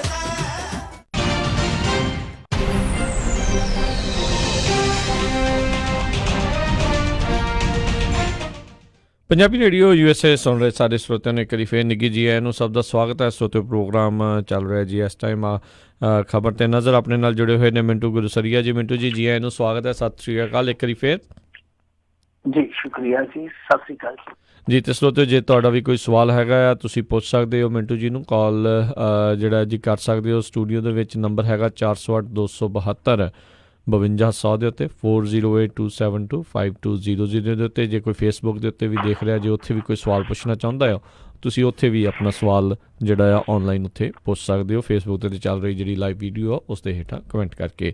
ਅਤੇ ਆਪਣੇ ਜਿਹੜੇ ਅੱਜ ਦੇ ਪਹਿਲੇ ਕਾਲਰ ਉਹਨਾਂ ਨਾਲ ਗੱਲ ਕਰਦੇ ਆਪਣੇ ਨਾਲ ਜੁੜੇ ਹੋਏ ਨੇ ਜਸਬੀਰ ਸਿੰਘ ਜੀ LA ਤੋਂ। ਸਤਿ ਸ਼੍ਰੀ ਅਕਾਲ ਜੀ, ਸਵਾਗਤ ਹੈ। ਹਾਂਜੀ, ਸਤਿ ਸ਼੍ਰੀ ਅਕਾਲ ਜੀ ਮਿੰਟੂ ਜੀ, ਦਰਾਜ ਜੀ। ਸਤਿ ਸ਼੍ਰੀ ਅਕਾਲ ਜੀ। ਸਤਿ ਸ਼੍ਰੀ ਅਕਾਲ ਜੀ। ਮੈਂ ਕਿਹਾ ਤੁਸੀਂ ਦੱਸਿਆ ਕਿ ਕਲਾਕਾਰ ਸ਼ਾਮਿਲ ਹੋ ਰਹੇ ਨੇ ਭਾਰਤੀ ਜਨਤਾ ਪਾਰਟੀ 'ਚ, ਉਹਦੇ 'ਚ ਇੱਕੋ ਹੀ ਬੜਾ ਵੱਡਾ ਕਲਾਕਾਰ ਹੈਗਾ, ਹੋਰ ਕਲਾਕਾਰਾਂ ਦੀ ਲੋੜ ਹੀ ਹੈ ਨਹੀਂ ਉੱਥੇ ਕਿਸੇ ਦੀ। ਜੀ। ਤੇ ਬਾਕੀ ਜੋ ਵੱਡੇ ਕਲਾਕਾਰ ਬਾਰੇ ਥੋੜ੍ਹਾ ਜਿਹਾ ਜਾਣਨਾ ਪਾਓ ਵੀ 5 ਸਾਲਾਂ ਦੇ ਵਿੱਚ ਜਿਹੜੇ ਲੋਕ ਭਲਾਈ ਦੇ ਮੁੱਦੇ ਲਿਆਂਦੇ ਸੀ ਉਹ ਕਿੰਨੇ ਕਾਮਯਾਬ ਕੀਤੇ ਹੈ ਤੇ ਕਿੰਨੇ ਫੇਲ ਹੋਏ ਹੈ। ਤੇ ਦੂਸਰਾ ਇਹ ਕਲਾਕਾਰ ਇੱਕ ਹੋਰ ਬੜੀ ਕਲਾਕਾਰੀ ਦਿਖਾ ਰਿਹਾ। ਮੈਂ ਤੇ ਇੱਕ ਵੀਡੀਓ ਦੇਖ ਰਿਹਾ ਸੀਗਾ, ਕਹਿੰਦਾ ਮੈਂ ਦਲਿਤ ਹਾਂ, ਹੁਣੇ ਦਲਿਤ ਪੱਤਾ ਖੇਲ ਰਿਹਾ ਹੈਗਾ। ਇਹਦੇ ਬਾਰੇ ਦੱਸੋ ਕਿ ਵਾਕਈ ਦਲਿਤ ਹੈ। ਤੇ ਇੱਕ ਛੋਟਾ ਜਿਹਾ ਸਵਾਲ ਹੋ ਰਿਹਾ ਵੀ ਸਿੱਟ ਕੰਮ ਕਰ ਰਹੀ ਹੈ ਜਾਂ ਨਹੀਂ ਕਰ ਰਹੀ, ਔਰ ਕਦੋਂ ਤੱਕ ਖੁਸ਼ਖਬਰੀ ਮਿਲੇਗੀ ਕਿ ਬਾਦਲਾਂ ਬਾਰੇ ਕੁਝ ਸੰਗਤਾਂ ਨੂੰ ਸੁਣਨ ਨੂੰ ਮਿਲੇ ਚੰਗਾ। ਤੁਸੀਂ ਕਿਹੜੇ ਕਲਾਕਾਰ ਦੀ ਗੱਲ ਕਰ ਰਹੇ ਹੋ ਜਿਹੜਾ ਦਲਿਤ ਵਾਲੀ? ਨਰਿੰਦਰ ਮੋਦੀ। ਨਰਿੰਦਰ ਮੋਦੀ, ਠੀਕ ਹੈ ਜੀ। ਕਲਾਕਾਰ ਹੀ ਇਹਨੇ ਨਾ ਭੁਲੇਖਾ ਬਹੁਤ ਪੈਂਦਾ ਵੀ ਤੁਸੀਂ ਕਿਸ ਤਰ੍ਹਾਂ ਕਰ ਰਹੇ ਹੋ ਜੀ। ਧੰਨਵਾਦ ਜੀ। ਜੀ ਨਹੀਂ, ਇੱਥੇ ਭੁਲੇਖਾ ਵਾਕਈ ਬੜਾ ਪੈਣ ਡਿਆ। ਜਿਹੜੇ ਕਲਾਕਾਰ ਆ ਉਹ ਪੱਤਰਕਾਰ ਵੀ ਬਣ ਜਾਂਦੇ, ਜਿਹੜੇ ਪੱਤਰਕਾਰ ਆ ਉਹ ਦਲਾਲ ਬਣੇ ਫਿਰਦੇ ਆ, ਤੇ ਜਿਹੜੇ ਨੇਤਾ ਉਹ ਅਭਿਨੇਤਾ ਬਣੇ ਫਿਰਦੇ ਆ। ਉਹ ਸਾਰਾ ਭੰਬਲ ਪੁਲਸਾ ਹੀ ਆ। ਬਾਕੀ ਦੇਖੋ, ਜਿੱਥੋਂ ਤੱਕ ਤੁਸੀਂ ਗੱਲ ਕਿਹਾ ਹੀ ਆ ਨਾ ਕਿ ਲੋਕ ਪੱਖੀ ਨੀਤੀਆਂ ਦੀ, ਲੋਕ ਪੱਖੀ ਨੀਤੀਆਂ ਜਿਹੜੀਆਂ ਉਹ ਇੱਥੇ ਕਾਗਜ਼ਾਂ 'ਚ ਕੰਮ ਕਰਦੀਆਂ। ਜੇ ਲੋਕ ਪੱਖੀ ਨੀਤੀਆਂ ਦੇ ਬਿਲਕੁਲ ਕਲਾਵੇ 'ਚ ਆ ਜਾਣ ਤੇ ਸਾਡੇ 20-25 ਕਰੋੜ ਲੋਕ ਭੁੱਖਮਰੀ ਦਾ ਸ਼ਿਕਾਰ ਕਾਤੋਂ ਰਹਿਣ। ਜਦ ਤੱਕ ਇਹ ਅੰਕੜਾ ਕਿ ਦੁਨੀਆ ਦੇ ਸਭ ਤੋਂ ਜ਼ਿਆਦਾ ਭੁੱਖਮਰੀ ਦੇ ਸ਼ਿਕਾਰ ਭਾਰਤ ਦੇ ਵਿੱਚ ਆ, ਕੁਪੋਸ਼ਣ ਦੇ ਬੱਚੇ ਆ ਜਿਹੜੇ ਉਹ ਸੰਸਾਰ ਦੇ ਵਿੱਚ ਦੂਜੇ ਤੀਜੇ ਨੰਬਰ ਦੀ ਗਿਣਤੀ ਰੱਖਦੇ ਆ। ਜਦੋਂ ਬੇਰੁਜ਼ਗਾਰੀ ਜਿਹੜੀ ਆ ਉਹ ਬੇਇੰਤਹਾ ਹੈ, ਮੇਰੇ ਖਿਆਲ ਦੇ ਨਾਲ 40-42 ਸਾਲ ਦਾ ਰਿਕਾਰਡ ਤੋੜੀ ਬੈਠੀ ਆ। ਤੁਸੀਂ ਆਪ ਹੀ ਅੰਦਾਜ਼ਾ ਲਾ ਲਓ, ਮੋਟੇ-ਮੋਟੇ ਅੰਕੜੇ ਮੈਂ ਤੁਹਾਨੂੰ ਦੱਸੇ ਆ। ਜਦੋਂ ਅਰਥ ਵਿਵਸਥਾ ਸਾਡੀ ਡਾਵਾਡੋਲ ਹੋਈ ਪਈ ਆ, ਇਨਫਾਰਮਲ ਸੈਕਟਰ ਦੇ ਵਿੱਚ ਨੌਕਰੀਆਂ ਕਿੰਨੀਆਂ ਗਈਆਂ। ਪਿੱਛੇ ਜੇ ਇੱਕ ਰਿਪੋਰਟ ਆਈ ਸੀ 40 ਲੱਖ ਨੌਕਰੀਆਂ ਕੱਲੀ ਨੋਟਬੰਦੀ 'ਚ ਚਲੇ ਗਈਆਂ। ਸਾਰੀਆਂ ਚੀਜ਼ਾਂ ਨੂੰ ਦੇਖ ਲਓ ਤੁਸੀਂ, ਲੋਕ ਭਲਾਈ ਦੀਆਂ ਸਕੀਮਾਂ ਕਿੰਨੀਆਂ ਕੁ ਨਿਪਰੇ ਚੜ੍ਹਦੀਆਂ। ਹਾਂ, ਮੋਦੀ ਹੋਰਾਂ ਨੇ ਕੰਮ ਕੀਤੇ ਆ ਕੇ, ਐਸੀ ਗੱਲ ਨਹੀਂ ਹੈ ਕਿ ਮੋਦੀ ਨੇ ਕੁਛ ਕੀਤਾ ਨਹੀਂ ਹੈ। ਵੱਖ-ਵੱਖ ਫਰੰਟਾਂ ਤੇ ਕੁਛ ਚੰਗੀਆਂ ਚੀਜ਼ਾਂ ਕੀਤੀਆਂ। ਸੜਕਾਂ ਦੇ ਜਿਹੜੇ ਨਿਰਮਾਣ ਆ ਉਹ ਜਿੰਨੀ ਤੇਜ਼ੀ ਨਾਲ ਇਹਨਾਂ ਨੇ ਕੀਤੇ, ਪਿਛਲੀ ਸਰਕਾਰ 'ਚ ਉਹਨਾਂ ਕੰਮ ਨਹੀਂ ਹੋਇਆ। ਤਾਂ ਜਿੱਥੇ ਕੰਮ ਕੀਤੇ ਚੰਗੇ ਕੀਤੇ ਆ। ਉਜਵਲਾ ਸਕੀਮ ਇਹਨਾਂ ਦੀ ਠੀਕ ਸੀ, ਪਰ ਬਾਅਦ ਦੇ ਵਿੱਚ ਫੇਲ ਹੋ ਗਈ ਕਿਉਂਕਿ ਲੋਕਾਂ ਕੋਲ ਸਿਲੰਡਰ ਭਰਾਉਣ ਜੋਗੇ ਪੈਸੇ ਨਹੀਂ ਨਿਕਲੇ। ਤਾਂ ਇਹ ਚੀਜ਼ ਹੈਗੀ ਆ, ਇਹਨੂੰ ਤੁਸੀਂ ਪੈਮਾਨੇ ਆਪਣੇ ਤੇ ਮਾਪ ਸਕਦੇ ਹੋ ਕਿ ਕਿੰਨਾ ਕੁ ਕੁਛ ਹੋਇਆ। ਪਰ ਲੋਕ ਭਲਾਈ ਨੀਤੀਆਂ ਦੇ ਅਸਲ ਸਿੱਟੇ ਜਿਹੜੇ ਆ ਉਹ ਇਹਨਾਂ ਅੰਕੜਿਆਂ ਤੋਂ ਨਿਕਲਦੇ ਆ। ਜੋ ਮੈਂ ਤੁਹਾਨੂੰ ਦੱਸਿਆ ਕਿ 20-25 ਕਰੋੜ ਸਾਡਾ ਬੰਦਾ ਇੱਥੇ ਆ ਜਿਹੜਾ ਉਹ ਇੱਕ ਟਾਈਮ ਦੀ ਰੋਟੀ ਤੋਂ ਵੀ ਆ ਰਹੀ ਆ। ਤਾਂ ਖੈਰ ਦੂਜੀ ਚੀਜ਼ ਇਹਨਾਂ ਨੇ ਜਿਹੜੀ ਪੁੱਛੀ ਸੀਗੀ ਕਿ ਦਲਿਤ, ਮੋਦੀ ਸਾਹਿਬ ਦਲਿਤ ਕਿਤੇ ਨਹੀਂ ਕਹਿੰਦੇ ਆਪਣੇ ਆਪ, ਉਹ ਪਛੜਿਆ ਸ਼ਬਦ ਇਸਤੇਮਾਲ ਕਰਦੇ ਆ। ਦਲਿਤ ਔਰ ਪਛੜੇ 'ਚ ਫਰਕ ਆ, OBC SC ਇਹਨਾਂ 'ਚ ਫਰਕ ਆ, ਇਹਨਾਂ ਸ਼ਬਦਾਂ ਦੇ ਵਿੱਚ ST 'ਚ OBC 'ਚ ਫਰਕ ਆ। OBC ਇਹ ਆਪਣੇ ਆਪ ਨੂੰ ਕਹਿੰਦੇ, ਔਰ ਇਹਦੇ 'ਚ ਇਹ ਆ ਕਿ ਜਦੋਂ ਮੰਡਲ ਕਮਿਸ਼ਨ ਦੀਆਂ ਸਿਫਾਰਿਸ਼ਾਂ ਆਈਆਂ ਸੀਗੀਆਂ, ਉਹ ਤੁਹਾਨੂੰ ਪਤਾ ਕਰੌਲਾ ਪਿਆ ਸੀ, ਉਦੋਂ ਖੁਦਕੁਸ਼ੀਆਂ ਵੀ ਬਹੁਤ ਹੋਈਆਂ, VP ਸਿੰਘ ਦੀ ਸਰਕਾਰ ਟਿਕ ਗਈ ਸੀ। ਉਸ ਸਮੇਂ ਤੱਕ ਇਹ ਜਿਹੜੀ ਵੀ ਬਰਾਦਰੀ 'ਚ ਜੰਮੇ ਪਲੇ ਆ ਉਹ ਪਛੜੇ ਵਰਗ 'ਚ ਨਹੀਂ ਸੀਗੇ, ਪਰ ਮੇਰੇ ਖਿਆਲ ਦੇ ਨਾਲ 94 ਤੋਂ ਬਾਅਦ ਜਿਹਦੇ ਵਿੱਚ ਜਨਮ ਲੈਂਦੇ ਆ ਜਿਸ ਵਰਗ ਦੇ ਵਿੱਚ, ਉਹ ਵਰਗ ਪਛੜੇ ਵਰਗ 'ਚ ਆ ਗਿਆ। ਪਰ ਰੌਲਾ ਇਹ ਆ ਕਿ ਇਹਨਾਂ ਦਾ ਜਿਹੜਾ ਸਕਾ ਭਰਾ, ਇਹਨਾਂ ਦਾ ਭਰਾਤਾ, ਉਹ ਤੇ ਪਰਸੋਂ ਚੌਥ ਆਖਣ ਡਿਆ ਸੀਗਾ, ਹੁਣ ਮੈਂ ਉਸ ਬਰਾਦਰੀ ਦਾ ਨਿਰਾਦਰ ਨਹੀਂ ਕਰਨਾ ਚਾਹੁੰਦਾ, ਉਹਦਾ ਨਾਂ ਲੈ ਕੇ, ਜਿਹਨੂੰ ਆਪਾਂ ਸਵਰਨ ਜਾਤੀ ਕਹਿੰਦੇ ਆ, ਉਹਦਾ ਨਾਂ ਲੈ ਕੇ ਕਹਿੰਦਾ ਸੀ ਅਸੀਂ ਉਹਨਾਂ ਦੇ ਬਾਪ ਆ। ਤਾਂ ਜਿਹੜਾ ਭਰਾ ਸਕਾ ਭਰਾ ਮੋਦੀ ਦਾ, ਉਹ ਕਹਿੰਦਾ ਕਿ ਅਸੀਂ ਸਵਰਨ ਜਾਤੀਆਂ ਦੇ ਬਾਪ ਆ। ਇਹ ਵੋਟਾਂ ਵਾਸਤੇ ਪਛੜਿਆ ਬਣ ਜਾਂਦਾ, ਇਹ ਰਾਜਨੀਤੀ। ਜੀ ਬਿਲਕੁਲ ਇਹੀ ਤਾਂ ਸਿਆਸਤ ਆ। ਲੋਕ ਕਦੋਂ ਇਹਨਾਂ ਪਰਤਾਂ ਤੋਂ ਜਿਹੜਾ ਇਹਨਾਂ ਨੂੰ ਉਧੇੜ ਕੇ ਜਿਹੜਾ ਉਹ ਦੇਖਣਗੇ, ਇਹ ਗੱਲ ਆ। ਅਗਲੇ ਕਾਲਰ ਆਪਣੇ ਨਾਲ ਜੁੜੇ ਨੇ ਹਰਬੰਸ ਸਿੰਘ ਜੀ। ਸਤਿ ਸ਼੍ਰੀ ਅਕਾਲ, ਸਵਾਗਤ ਹੈ ਜੀ। ਸਤਿ ਸ਼੍ਰੀ ਅਕਾਲ ਜੀ, ਮਿਹਰਬਾਨੀ ਸਾਰਿਆਂ ਨੂੰ। ਉਹ ਮੈਂ ਇਹ ਪੁੱਛਣਾ ਸੀਗਾ ਕਿ ਜਿਹੜਾ ਆਪਣਾ ਹੈਗਾ ਉਹ ਹਿੰਦੁਸਤਾਨ ਦਾ ਜਿਹੜਾ ਕੰਸਟੀਟਿਊਸ਼ਨ, ਉਹ ਤੇ ਸੈਕੂਲਰ ਆ, ਤੇ ਜੇ ਆਪਣਾ ਜਿਹੜਾ ਕਮਿਸ਼ਨ ਆ ਇਲੈਕਸ਼ਨ ਕਮਿਸ਼ਨ, ਇਹ ਹੈਗਾ ਕਿ ਇਹਦੇ 'ਚ ਬੜੀਆਂ ਤਾਕਤਾਂ ਇਹ ਉਹ ਹੈ, ਜੇ ਇਹ ਥੋੜ੍ਹਾ ਜਿਹਾ ਤਕੜਾ ਹੋਵੇ ਤੇ ਇਲੈਕਸ਼ਨ ਕਮਿਸ਼ਨ ਫਿਰ ਰੋਕ ਨਹੀਂ ਸਕਦਾ ਵੀ ਇਹ ਰਾਮ ਮੰਦਰ ਨਾ ਬਣਾਓ ਤੇ ਫਲਾਣੇ ਫਲਾਣਾ ਨਾ ਕਰਕੇ ਹਿੰਦੂਆਂ ਨੂੰ ਹਿੰਦੂ ਨਾ ਕਰੋ ਤੇ ਫਲਾਣਾ ਨਾ ਕਰੋ, ਇਹ ਰੋਕ ਨਹੀਂ ਸਕਦਾ ਜੀ? ਨਹੀਂ ਵੇਖੋ, ਇਲੈਕਸ਼ਨ ਕਮਿਸ਼ਨ ਦੀਆਂ ਤਾਕਤਾਂ ਬੜੀਆਂ ਸੀਮਤ ਨੇ। ਇੱਕ ਚੀਜ਼ ਤੇ ਵੇਖੋ, ਔਰ ਸਭ ਤੋਂ ਵੱਡੀ ਜਿਹੜੀ ਖਾਮੀ ਆ ਇੰਡੀਅਨ ਡੈਮੋਕ੍ਰੇਸੀ ਦੇ ਵਿੱਚ, ਕਿ ਇਲੈਕਸ਼ਨ ਕਮਿਸ਼ਨ ਜਿਹੜਾ ਵਾਚਡੌਗ ਆ, ਜਿੱਦਾਂ ਇੱਕ ਸੁਪਰੀਮ ਕੋਰਟ ਵਾਚਡੌਗ ਆ, ਇੱਕ ਕੈਗ ਵਾਚਡੌਗ ਆ, ਇੱਕ ਇਲੈਕਸ਼ਨ ਕਮਿਸ਼ਨ ਵਾਚਡੌਗ ਆ। ਇਲੈਕਸ਼ਨ ਕਮਿਸ਼ਨ ਆਪਣੇ ਵਾਸਤੇ ਕਾਨੂੰਨ ਨਹੀਂ ਤਿਆਰ ਕਰ ਸਕਦਾ। ਸਭ ਤੋਂ ਵੱਡੀ ਖਾਮੀ ਆ, ਇਲੈਕਸ਼ਨ ਕਮਿਸ਼ਨ ਕੋਈ ਕਾਇਦਾ ਕਾਨੂੰਨ ਆਪਣੇ ਪੱਧਰ ਤੇ ਨਹੀਂ ਬਣਾ ਸਕਦਾ। ਕਾਇਦਾ ਕਾਨੂੰਨ ਬਣਦਾ ਅਸੈਂਬਲੀ ਦੇ ਵਿੱਚ। ਅਸੈਂਬਲੀ ਵਾਲੇ ਕਿਵੇਂ ਚਾਹੁੰਗੇ ਕਿ ਉਹਨਾਂ ਤੇ ਸ਼ਿਕੰਜਾ ਕੱਸਿਆ ਜਾਵੇ, ਸਭ ਤੋਂ ਵੱਡੀ ਗੱਲ ਆ।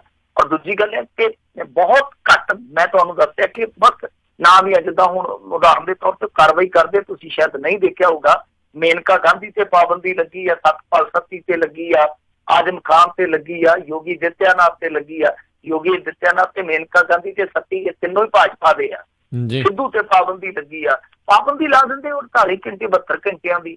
ਪਰ ਹੁਣ ਮੁੱਦੇ ਚੁੱਕਣੇ ਆ ਜਿਹੜੇ, ਹਾਲਾਂਕਿ ਚੋਣ ਕਮਿਸ਼ਨ ਨੇ ਸਾਫ਼ ਕਿਹਾ ਕਿ ਤੁਸੀਂ ਮਿਲਟਰੀ ਦੀਆਂ ਗਤੀਵਿਧੀਆਂ ਜਾਂ ਉਹਨਾਂ ਦੀਆਂ ਮਾਰੀਆਂ ਮੱਲਾਂ ਤੇ ਤੁਸੀਂ ਵੋਟ ਨਹੀਂ ਮੰਗ ਸਕਦੇ, ਧਰਮ ਤੇ ਤੁਸੀਂ ਵੋਟ ਨਹੀਂ ਮੰਗ ਸਕਦੇ, ਜਾਤ ਤੇ ਤੁਸੀਂ ਵੋਟ ਨਹੀਂ ਮੰਗ ਸਕਦੇ, ਭਾਸ਼ਾ ਤੇ ਤੁਸੀਂ ਵੋਟ ਨਹੀਂ ਮੰਗ ਸਕਦੇ, ਇਹਨਾਂ ਚੀਜ਼ਾਂ ਤੇ ਤੁਸੀਂ ਵੋਟ ਨਹੀਂ ਮੰਗ ਸਕਦੇ। ਪਰ ਗੱਲ ਤੇ ਇਹੀ ਆਉਂਦੀ ਹੈ ਨਾ, ਪਹਿਲੀ ਗੱਲ ਤੇ ਇਹ ਆ ਕਿ ਕਾਣੀ ਵੰਡਿਆ ਥੋੜਾ ਜਿਹਾ ਇਲੈਕਸ਼ਨ ਕਮਿਸ਼ਨ ਤੇ ਵੀ ਅੱਜ ਕੱਲ੍ਹ ਸ਼ਿਕੰਜਾ ਜਿਹੜਾ ਉਹ ਸਿਆਸੀ ਜ਼ਿਆਦਾ ਕੱਸਿਆ। ਦੂਜੀ ਚੀਜ਼ ਇਹ ਆ ਕਿ ਸ਼ਕਤੀਆਂ ਸੀਮਤ ਨੇ। ਜੇ ਇਹਨਾਂ ਕੋਲ ਅਖਤਿਆਰ ਹੋਵੇ ਕਿ ਖੁਦ ਕਾਇਦਾ ਕਾਨੂੰਨ ਹੈ ਜਿਹੜਾ ਬਣਾ ਸਕਦੇ ਹੋਣ, ਤਾਂ ਫਿਰ ਤੇ ਬਹੁਤ ਸਾਰੀਆਂ ਚੀਜ਼ਾਂ ਠੀਕ ਕੀਤੀਆਂ ਜਾ ਸਕਦੀਆਂ। ਪਰ ਸਮੱਸਿਆ ਇਹੋ ਹੈ, ਇਲੈਕਸ਼ਨ ਕਮਿਸ਼ਨ ਨੂੰ ਜਦੋਂ ਸੁਪਰੀਮ ਕੋਰਟ ਵੀ ਹਦਾਇਤਾਂ ਦਿੰਦਾ, ਤਾਂ ਇਲੈਕਸ਼ਨ ਕਮਿਸ਼ਨ ਇਹ ਕਹਿ ਕੇ ਪੱਲਾ ਝਾੜ ਦਿੰਦਾ ਕਿ ਕਾਨੂੰਨ ਜਿਨ੍ਹਾਂ ਨੇ ਬਣਾਉਣਾ ਉਹਨਾਂ ਨੂੰ ਕਹਿ ਦਿਓ, ਜੇ ਕਾਨੂੰਨ ਬਣਾ ਦੇਣਗੇ ਅਸੀਂ ਉਹਦੇ ਮੁਤਾਬਕ ਚੱਲ ਦੇਵਾਂਗੇ। ਜੀ ਜੀ ਜੀ। ਅਗਲੇ ਜਿਹੜੇ ਕਾਲਰ ਆਪਣੇ ਨਾਲ ਜੁੜੇ ਨੇ ਅਮਰ ਸੰਘਾ ਜੀ। ਸਤਿ ਸ਼੍ਰੀ ਅਕਾਲ ਜੀ, ਸਵਾਗਤ ਹੈ ਜੀ। ਹਾਂਜੀ, ਸਤਿ ਸ਼੍ਰੀ ਅਕਾਲ ਜੀ ਜੰਟੂ ਜੀ। ਸਤਿ ਸ਼੍ਰੀ ਅਕਾਲ ਜੀ। ਹਾਂਜੀ, ਮੈਂ ਨਾ ਮੇਰੇ ਦੋ ਸਵਾਲ ਆ। ਮੈਂ 35 ਸਾਲ ਤੋਂ ਤਾਂ ਮੈਂ ਸੁਣ ਰਿਹਾ ਵੀ ਤੁਹਾਡੀਆਂ ਜਦੋਂ ਵੀ ਇਲੈਕਸ਼ਨ ਆਉਂਦੇ ਆ ਤੁਹਾਡੀਆਂ ਨਾਲੀਆਂ ਬਣਾ ਦਿਆਂਗੇ, ਗਲੀਆਂ ਬਣਾ ਦਿਆਂਗੇ, ਪੱਕੀਆਂ ਕਰ ਦਿਆਂਗੇ। 70 ਸਾਲ ਦੇਸ਼ ਹੋ ਗਏ, ਹਜੇ ਨਾਲੀਆਂ ਗਲੀਆਂ ਹਜੇ ਆਪਣੀਆਂ ਹੋਈਆਂ ਨਹੀਂ। ਹੁਣ ਇਹ ਸੀਵਰੇਜ ਤੇ ਆ ਗਏ, ਅਸੀਂ ਸੀਵਰੇਜ ਪਾ ਦਿਆਂਗੇ ਤੇ ਸਟਰੀਟ ਲਾਈਟਾਂ ਲਾ ਦਿਆਂਗੇ। ਜਿਹੜੀ 70 ਸਾਲਾਂ 'ਚ ਇਹ ਨਹੀਂ ਬਣਿਆ। ਅੱਛਾ, ਇਹ ਦੱਸੋ ਵੀ ਇਹ ਲੋਕਾਂ ਨੂੰ ਜਾਗਰਤੀ ਕਦੋਂ ਆਊਗੀ? ਤੁਹਾਨੂੰ ਸੀਵਰੇਜ ਤੇ ਨਾਲੀਆਂ ਜੀ ਧੋਰੀ ਫਿਰਦੇ ਆ। ਨੰਬਰ 2, ਇੱਕ MP ਸਾਧੂ ਸਿੰਘ ਨੂੰ ਮੈਂ ਮਿਲਿਆ ਸੀ ਪਿਛਲੇ ਸਾਲ, ਮੈਂ ਉਹਨੂੰ ਰਿਕੁਐਸਟ ਕੀਤੀ ਸੀ ਵੀ ਕਿੰਨੀ ਕਣਕ ਸੜ ਜਾਂਦੀ ਹੈ, ਤੁਸੀਂ ਤੁਹਾਡੇ MP ਕੋਟ 'ਚ ਇਦਾਂ ਦੇ ਹੈ ਨਹੀਂ ਅਵੇਲੇਬਲ ਵੀ ਤੁਸੀਂ 5-10 ਗੱਡੀਆਂ ਆਪਦੇ ਹਲਕੇ ਦੇ ਵਿੱਚ ਤੁਸੀਂ ਫਾਇਰ ਬ੍ਰਿਗੇਡ ਦੀਆਂ ਦੇ ਦਿਓ। ਕਮ ਸੇ ਕਮ ਕਿਸਾਨਾਂ ਦਾ ਨੁਕਸਾਨ ਇੰਨਾ ਹੋਇਆ ਵੀ ਕਿੰਨਾ ਹੋਇਆ ਵੀ ਦਿਓ। ਇਹਨਾਂ ਦਾ ਅਖਤਿਆਰੀ ਪੰਡ 'ਚ ਹੁੰਦਾ ਨਹੀਂ, ਇਹ ਟੈਂਕੀਆਂ ਜਿਹੜੀਆਂ ਪਾਣੀ ਵਾਲੀਆਂ 2-2000 ਲੀਟਰ ਦੀਆਂ ਉਹ ਦੇ ਕੇ ਲੋਕਾਂ ਨੂੰ ਵਰਾਈ ਜਾਂਦੇ ਆ। ਇਹ ਕੀ ਕਿੱਧਰ ਨੂੰ ਜਾ ਰਿਹਾ ਸਿਸਟਮ? ਇਹ ਲੋਕ ਇਹ ਕਰ ਨਹੀਂ ਸਕਦੇ ਹੁੰਦੇ? ਐਮਪੀਆਂ ਦਾ ਇੰਨਾ ਕੋਟਾ ਨਹੀਂ ਹੁੰਦਾ ਵੀ ਅਸੀਂ 2-4 ਗੱਡੀਆਂ 5 ਆਪਦੇ ਹਲਕੇ 'ਚ ਫਾਇਰ ਬ੍ਰਿਗੇਡ ਦੀਆਂ ਦੇ ਦਈਏ, ਕਿਉਂਕਿ ਸ਼ਹਿਰ ਦੂਰ ਪੈਂਦੇ ਆ। ਜੀ ਕਿੰਨੀ ਕਣਕ ਦਾ ਨੁਕਸਾਨ ਹੋਇਆ ਮੇਰੇ ਮੋਗਾ ਏਰੀਏ ਦੇ ਵਿੱਚ ਹੀ ਹੋਇਆ ਬਹੁਤ ਜ਼ਿਆਦਾ ਜੀ, ਤੇ ਇਹ ਪਲੀਜ਼ ਦੱਸਿਓ ਜੀ ਤੁਸੀਂ। ਧੰਨਵਾਦ ਜੀ। ਨਹੀਂ ਦੇਖੋ, ਐਮਪੀ ਨੂੰ ਜਿਹੜਾ ਫੰਡ ਮਿਲਦਾ ਉਹ ਸੀਮਤ ਫੰਡ ਹੁੰਦਾ। ਵੈਸੇ ਉਹ ਕਰੋੜ ਦੇ ਵਿੱਚ ਹੁੰਦਾ, ਕਰੋੜਾਂ ਦੇ ਵਿੱਚ ਹੁੰਦਾ। ਪਤਾ ਨਹੀਂ ਹੁਣ ਕਿੰਨਾ ਕਰੋੜ, ਮੇਰੇ ਖਿਆਲ ਦੇ ਨਾਲ 5 ਕਰੋੜ ਆ ਸਾਲ ਦਾ ਜਾਂ 3 ਕਰੋੜ, ਮੈਨੂੰ ਪੱਕਾ ਨਹੀਂ ਪਤਾ। ਕੁਝ ਕਰੋੜ ਹੁੰਦਾ ਤੇ ਉਹ ਕਿਸੇ ਵੀ ਵਰਤੋਂ ਵਾਸਤੇ ਉਹ ਕਰ ਸਕਦੇ ਆ। ਇੱਥੋਂ ਤੱਕ ਕਿ ਹਲਕੇ ਤੋਂ ਬਾਹਰ ਵੀ ਦੇ ਸਕਦੇ ਜੇ ਚਾਹੁਣ ਤਾਂ, ਹਲਕੇ ਤੋਂ ਬਾਹਰ ਵੀ ਉਹ ਫੰਡਿੰਗ ਕਰ ਸਕਦੇ ਆ, ਐਲੋਕੇਟ ਕਰ ਸਕਦੇ ਆ। ਇਹ ਇਹਨਾਂ ਦੇ ਕੋਲ ਅਖਤਿਆਰ ਹੁੰਦੇ ਆ, ਕਰ ਸਕਦੇ। ਕਰਨ ਦੇ ਵਿੱਚ ਕੋਈ ਮੇਰੇ ਖਿਆਲ ਦੇ ਨਾਲ ਕੋਈ ਦਿੱਕਤ ਨਹੀਂ, ਕੋਈ ਪ੍ਰੋਬਲਮ ਨਹੀਂ। ਰੌਲਾ ਇਹ ਆ ਕਿ ਦੇਖੋ, ਸਭ ਤੋਂ ਪਹਿਲੀ ਜਿਹੜੀ ਪ੍ਰਾਇਮਰੀ ਜੇ ਆਪਾਂ ਜ਼ਿੰਮੇਵਾਰੀ ਕਹੀਏ ਤਾਂ ਉਹ ਹੈਗੀ ਆ ਲੋਕਲ ਸਰਕਾਰ ਦੀ। ਪਰ ਇੱਥੇ ਹਾਲ ਹੈ ਕਿ ਫਾਇਰ ਸਟੇਸ਼ਨ ਦੇ ਵਿੱਚ ਹੀ ਫਾਇਰ ਬ੍ਰਿਗੇਡ ਦੀਆਂ ਗੱਡੀਆਂ ਪੂਰੀਆਂ ਨਹੀਂ। ਜੇ ਗੱਡੀਆਂ ਕਿਤੇ ਖਲੋਤੀਆਂ ਤੇ ਉਹ ਚਾਲੂ ਹਾਲਤ ਦੇ ਵਿੱਚ ਚੰਗੀ ਤਰ੍ਹਾਂ ਨਹੀਂ ਹੁੰਦੀਆਂ। ਜੇ ਸਭ ਕੁਝ ਠੀਕ ਠਾਕ ਹੋਵੇ, ਸਟਾਫ ਨਹੀਂ ਪੂਰਾ ਹੁੰਦਾ, ਤਾਂ ਇੱਥੇ ਤੇ ਸਰਕਾਰ ਦਾ ਵੀ ਇਹੋ ਹਾਲ ਆ। ਇਹਨਾਂ ਨੇ ਪਿੱਛੇ ਜੇ ਉਹ ਮੇਰੇ ਖਿਆਲ ਦੇ ਨਾਲ ਵਰਦੀਆਂ ਮੰਗਾਈਆਂ ਸੀਗੀਆਂ, ਉਹਦੇ ਟੈਂਡਰ ਹੀ ਨਹੀਂ ਕੱਢੇ ਸੀਗੇ। ਕਈ ਮਹੀਨੇ ਹੋ ਗਏ ਸੀ, ਟੈਂਡਰ ਤੱਕ ਨਹੀਂ ਕੱਢੇ। ਨਾਲੇ ਸਿੱਧੂ ਦਾ ਡਿਪਾਰਟਮੈਂਟ ਉਹ ਖਬਰ ਵੀ ਕੀਤੀ ਆਪਾਂ ਇਸ ਪ੍ਰੋਗਰਾਮ ਦੇ ਵਿੱਚ। ਵਧੀਆ, ਤੁਹਾਡਾ ਸੁਝਾਅ ਵਧੀਆ ਜੇ ਕਰਨ, ਪਰ ਮੇਰੇ ਖਿਆਲ ਦੇ ਨਾਲ ਇਸ ਤਰ੍ਹਾਂ ਹੋਏਗਾ ਨਹੀਂਗਾ। ਜੇ ਇਹ ਕਰਨ ਤੇ ਬਿਹਤਰ ਹੈ। ਦੂਸਰਾ ਸਵਾਲ ਇਹਨਾਂ ਦਾ ਕਿਹੜਾ ਸੀਗਾ? ਵੀ ਨਾਲੀਆਂ ਦੇ ਵਿੱਚ, ਗਲੀਆਂ ਦੇ ਵਿੱਚ ਤੇ ਸੀਵਰੇਜ ਤੇ ਸਟਰੀਟ ਲਾਈਟਾਂ 'ਚ ਬੰਦੇ ਇਹ ਤੇ ਖੁਦ ਬਾਦਲ ਸਾਹਿਬ ਜਦੋਂ ਸੰਗਤ ਦਰਸ਼ਨ ਕਰਦੇ ਹੁੰਦੇ ਸੀ ਨਾ ਲੰਬੀ 'ਚ, ਮੈਂ ਬੜੇ ਸੰਗਤ ਦਰਸ਼ਨ ਕਵਰ ਕੀਤੇ ਉਹਨਾਂ ਦੇ, ਉਦੋਂ ਸਟਿੰਗਰ ਹੁੰਦਾ ਸੀ ਉਹਨਾਂ ਦਾ ਪ੍ਰਿੰਟ ਮੀਡੀਆ 'ਚ, ਤੇ ਉਹ ਬਹੁਤ ਵਾਰੀ ਲੋਕਾਂ ਨੂੰ ਇਹੋ ਗੱਲ ਕਹਿੰਦੇ ਹੁੰਦੇ ਸੀ ਕਿ ਤੁਸੀਂ ਯਾਰ 70 ਸਾਲਾਂ 'ਚ ਗਲੀਆਂ ਨਾਲੀਆਂ ਨਹੀਂ ਬਣਵਾ ਸਕੇ, ਔਰ ਕਿ ਜਦੋਂ ਆਉਣੇ ਆ ਤੇ ਗਲੀਆਂ ਲਈ ਪੈਸੇ ਦੇ ਦਿਓ, ਨਾਲੀਆਂ ਲਈ ਪੈਸੇ ਦੇ ਦਿਓ, ਚੱਜ ਨਾਲ ਬਣਵਾ ਲਓ। ਤਾਂ ਸਾਡੇ ਤਾਂ ਫਿਰ ਇੱਥੇ ਨਾ ਲੰਬੀ ਦੇ ਵਿੱਚ ਇਹਨਾਂ ਨੇ ਕੋਡ ਹੀ ਕੱਢਤਾ ਸੀਗਾ, ਇੰਟਰਲੌਕ ਟਾਈਲਾਂ ਹੀ ਲਵਾ ਦਿੱਤੀਆਂ। ਇੰਟਰਲੌਕ ਜਿੱਦਾਂ ਹੁੰਦੇ ਨਾ ਸੀਮੈਂਟਡ ਹੀ ਬਣਾਤੀਆਂ ਨੇ ਲੰਬੀ, ਉਹ ਜਾਂਦੀਆਂ ਹੀ ਨਹੀਂ ਆ। ਕਹਿੰਦੇ ਲਓ ਵੀ ਤੁਹਾਡਾ ਪੱਕਾ ਪੈਂਚਰ ਹੀ ਲਾਤਾ। ਨਹੀਂ ਤੇ ਸਾਡੇ ਜਿਹੜਾ ਵੀ ਆਉਂਦਾ ਸੀ ਸਰਪੰਚ ਕਹਿੰਦਾ ਜੀ ਗਲੀਆਂ ਨਾਲੀਆਂ ਟੁੱਟੀਆਂ ਦਿਓ ਜੀ, ਉਹ ਦੇਖ ਕੇ ਜਾਂਦੇ। ਅਗਲੇ ਵਾਰੀ ਫੇਰ ਆ ਗਏ ਮਹੀਨੇ ਬਾਅਦ, ਕਹਿੰਦੇ ਜੀ ਮੁਰੰਮਤ ਵਾਸਤੇ ਦੇ ਦਿਓ। ਤਾਂ ਉਹਨਾਂ ਨੇ ਪੱਕਾ ਟੈਂਠਾ ਨਿਬੇੜਤਾ ਸੀਗਾ। ਇਸ ਤਰ੍ਹਾਂ ਬਹੁਤ ਕੁਛ ਹੋ ਸਕਦਾ। ਜਿੱਦਾਂ ਲੰਬੀ 'ਚ ਬਣੀਆਂ ਸਾਰੀਆਂ ਸੀਮੈਂਟਡ ਗਲੀਆਂ ਜਿਹੜੀਆਂ, ਉਹ ਸਾਰੇ ਪੰਜਾਬ 'ਚ ਵੀ ਬਣ ਸਕਦੇ, ਕੋਈ ਵੱਡੀ ਗੱਲ ਨਹੀਂ। ਪਰ ਤੁਸੀਂ ਹੈਰਾਨ ਹੋਵੋਗੇ, ਤੁਸੀਂ ਸੀਵਰ ਨੂੰ ਕਹਿੰਦੇ ਹੋ। ਮੈਂ ਇੱਥੇ ਪੰਜਾਬ ਦੇ ਕੁਛ ਪਿੰਡ ਤੁਹਾਨੂੰ ਗਿਣਾ ਦੇਣਾ, ਕਿਉਂਕਿ ਮੇਰਾ ਪਿੰਡ ਹੈ ਜਿਹੜਾ ਰਾਜਸਥਾਨ ਦੀ ਬਾਰਡਰ ਪੱਟੀ ਤੇ ਹੀ ਆ। ਇੱਕ ਪਾਸੇ ਹਰਿਆਣਾ, ਦੂਸਰੇ ਪਾਸੇ ਰਾਜਸਥਾਨ ਆ। ਸਾਡੇ ਤੋਂ ਪਿਛਲੇ ਪਿੰਡ ਆ ਜਿਹੜੇ 15 ਕਿਲੋਮੀਟਰ ਦੀ ਗੱਲ ਕਰਦਾ, ਮੇਰੇ ਪਿੰਡ ਤੋਂ 20 ਕਿਲੋਮੀਟਰ ਹਟਵਾ ਹੋਊਗਾ ਏਰੀਆ। ਮੈਂ ਉੱਥੇ ਗਿਆ ਪਿਛਲੇ ਦਿਨ, ਅਸੀਂ ਆਪਣੀ ਫਿਲਮ ਦੀ ਸ਼ੂਟਿੰਗ ਵਾਸਤੇ ਲੋਕੇਸ਼ਨ ਵੇਖਣ ਗਏ ਸੀਗੇ। ਕੱਚੇ ਘਰ ਚਾਹੀਦੇ ਸੀ ਤੇ ਅੱਧਾ ਪਿੰਡ ਕੱਚਾ। ਤੇ ਕਮਾਲ ਦੀ ਗੱਲ ਆ ਕਿ ਇੱਕ ਇੱਟ ਵੀ ਨਹੀਂ ਲੱਗੀ ਗਲੀ ਦੇ ਵਿੱਚ, ਇੱਕ ਇੱਟ ਵੀ। ਜਿਹੜੀ ਇੱਕ ਇੱਟ ਹੁੰਦੀ ਆ, ਫਾਜ਼ਿਲਕਾ ਜ਼ਿਲ੍ਹੇ ਦਾ ਪਿੰਡ ਆ, ਅਬੋਹਰ ਤਹਿਸੀਲ ਦਾ ਪਿੰਡ ਆ, ਇੱਕ ਇੱਟ ਵੀ ਨਹੀਂ ਲੱਗੀ। ਤੁਸੀਂ ਹੋਰ ਕੀ ਕਹੋ ਜੀ। ਅਗਲੇ ਜਿਹੜੇ ਕਾਲਰ ਆਪਣੇ ਨਾਲ ਜੁੜੇ ਨੇ, ਤਜਿੰਦਰ। ਸਤਿ ਸ਼੍ਰੀ ਅਕਾਲ ਜੀ, ਸਵਾਗਤ ਹੈ। ਹਾਂਜੀ, ਸਤਿ ਸ਼੍ਰੀ ਅਕਾਲ ਜੀ। ਸਤਿ ਸ਼੍ਰੀ ਅਕਾਲ ਮਿੰਟੂ ਜੀ। ਮੈਂ ਬੜੇ ਚਿਰ ਦਾ ਤੁਹਾਡਾ ਸਰੋਤਾ ਹਾਂ, ਪਰ ਫਸਟ ਟਾਈਮ ਕਾਲਰ ਜੀ। ਆਪਾਂ ਜਿਸ ਤਰ੍ਹਾਂ ਅੱਜ ਕੱਲ੍ਹ ਦਾ ਪੋਲੀਟੀਕਲ ਇਸ਼ੂ ਆ, ਮੈਂ ਸਮਝਦਾ ਸਭ ਤੋਂ ਇੰਪੋਰਟੈਂਟ ਇਸ਼ੂ ਇਸ ਟਾਈਮ ਤੇ ਹੈਗਾ ਵੀ ਆਪਾਂ ਕਹਿੰਦੇ ਆ ਬਾਦਲਾਂ ਨੂੰ ਜਿਹੜਾ ਸਿਆਸਤ ਚੋਂ ਬਾਹਰ ਕਰਨਾ ਚਾਹੀਦਾ। ਤੇ ਇਹ ਸਾਡੇ ਕੋਲ ਇੱਕ ਬੜੀ ਵਧੀਆ ਅਪੋਰਚੁਨਿਟੀ ਆਈ ਆ ਕਿ ਦੋਵੇਂ ਬਾਦਲ 2 ਸੀਟਾਂ ਤੋਂ ਲੜ ਰਹੇ ਆ। ਤੇ ਸਾਨੂੰ 2 ਫਰੰਟ ਜਿਹੜੇ ਆ, ਇੱਕ ਪੋਲੀਟੀਕਲ ਫਰੰਟ ਤੇ ਇੱਕ ਸਾਡੇ ਪੰਜਾਬ ਤੇ ਪੰਥਕ ਇਤਿਹਾਸੀ ਫਰੰਟ। ਪੋਲੀਟੀਕਲ ਫਰੰਟ ਨੂੰ ਚਾਹੀਦਾ ਕਿ ਉਹ ਇੱਕ ਬਾਦਲ ਵਿਰੋਧੀ ਫਰੰਟ ਬਣਾ ਕੇ ਇਹਨਾਂ ਨੂੰ ਚੰਗੀ ਤਰ੍ਹਾਂ ਮਿੱਟੀ 'ਚ ਰੋਲਣ। ਦੂਸਰਾ ਇੱਕ ਸਾਡਾ ਜਿਹੜਾ ਪੰਜਾਬ ਤੇ ਪੰਥਕ ਇਤਿਹਾਸੀ ਫਰੰਟ ਆ, ਉਹਨੂੰ ਚਾਹੀਦਾ ਕਿ ਉਹ ਇਹਨਾਂ ਦੋਵਾਂ ਹਲਕਿਆਂ ਦੇ ਵਿੱਚ ਖਾਸ ਕਰਕੇ ਪਿੰਡ ਜਾ ਕੇ ਲੋਕਾਂ ਨੂੰ ਅਪੀਲ ਕਰਨ ਵੀ ਇਹਨਾਂ ਨੂੰ ਵੋਟ ਨਾ ਪਾਈ ਜਾਵੇ। ਮੈਂ ਤੁਹਾਡੇ ਕੋਲ ਪੁੱਛਣਾ ਚਾਹੁੰਦਾ ਕਿ ਕੋਈ ਇਹੋ ਜਿਹੀ ਠਾਕ ਜਿਹੜੀ ਆ, ਇਹ ਇੱਥੇ ਕੋਈ ਹੈਗੀ ਆ ਸਾਡੇ ਪੰਥਕ ਇਤਿਹਾਸੀਆਂ 'ਚ ਜਾਂ ਪੰਜਾਬ ਇਤਿਹਾਸੀਆਂ 'ਚ, ਜਾਂ ਕੋਈ ਪੋਲੀਟੀਕਲ ਪਾਰਟੀਆਂ ਜਿਹੜੀਆਂ ਆਪੋਜ਼ਿਟ ਨੇ, ਕਿ ਨਹੀਂ ਹੈ ਜੀ? ਤੁਹਾਡਾ ਕੀ ਖਿਆਲ ਇਹਦੇ ਬਾਰੇ? ਪੰਥ ਤੇ ਬਹੁਤ ਥਾਵਾਂ ਤੇ ਖਿੰਡਿਆ ਪਿਆ, ਪੰਥ ਤੇ ਵੰਡਿਆ ਹੋਇਆ, ਖਿੰਡਿਆ ਹੋਇਆ। ਪੰਥ ਦੀ ਏਕਤਾ ਹੈ ਨੀ ਗੀ, ਇਹ ਤੁਹਾਨੂੰ ਮੰਨਣਾ ਪਊਗਾ। ਔਰ ਦੂਜੀ ਗੱਲ ਇਹ ਆ ਨਾ, ਇਹ ਗੱਲਾਂ ਕਹਿਣ ਨੂੰ ਠੀਕ ਨੇ। ਜਿਵੇਂ ਮੈਂ ਤੁਹਾਨੂੰ ਲੰਬੀ ਹਲਕੇ ਦਾ ਕਿਹਾ, ਤੁਸੀਂ ਆ ਕੇ ਲੰਬੀ ਹਲਕੇ 'ਚ ਵੇਖ ਹੀ ਲਿਆ। ਔਰ ਤੁਸੀਂ ਉਹ ਤਮਾਸ਼ਾ, ਮੈਂ ਤੁਹਾਡੀ ਨਹੀਂ ਗੱਲ ਕਰਦਾ, ਤੁਸੀਂ ਉਹ ਤਮਾਸ਼ਾ ਵੇਖਿਆ ਹੋਏਗਾ ਕਿ ਇੱਥੇ ਜਰਨੈਲ ਸਿੰਘ ਵੀ ਆ ਗਿਆ, ਕੈਪਟਨ ਅਮਰਿੰਦਰ ਸਿੰਘ ਵੀ ਆ ਗਿਆ, ਪਰ ਉਹਨਾਂ ਦੋਨਾਂ ਦਾ ਹਾਲ ਕੀ ਹੋਇਆ ਸੀਗਾ। ਯਾਨੀ ਜਿਹੜੇ ਇੱਥੋਂ ਦੇ ਲੋਕ ਆ, ਫਿਰੋਜ਼ਪੁਰ ਵੀ ਲਾ ਲਓ, ਫਿਰੋਜ਼ਪੁਰ ਬਠਿੰਡਾ ਲਾ ਲਓ, ਜਿੱਦਾਂ ਕਹਿਣਾ ਸੌਖਾ ਕਿ ਇਹਨਾਂ ਨੂੰ ਹਰਾਇਆ ਜਾਵੇ, ਜਿੱਦਾਂ ਤੁਸੀਂ ਕਹਿੰਦੇ ਹੋ ਰਾਜਨੀਤੀ ਚੋਂ ਬਾਹਰ ਕਰ ਦਿੱਤਾ ਜਾਵੇ।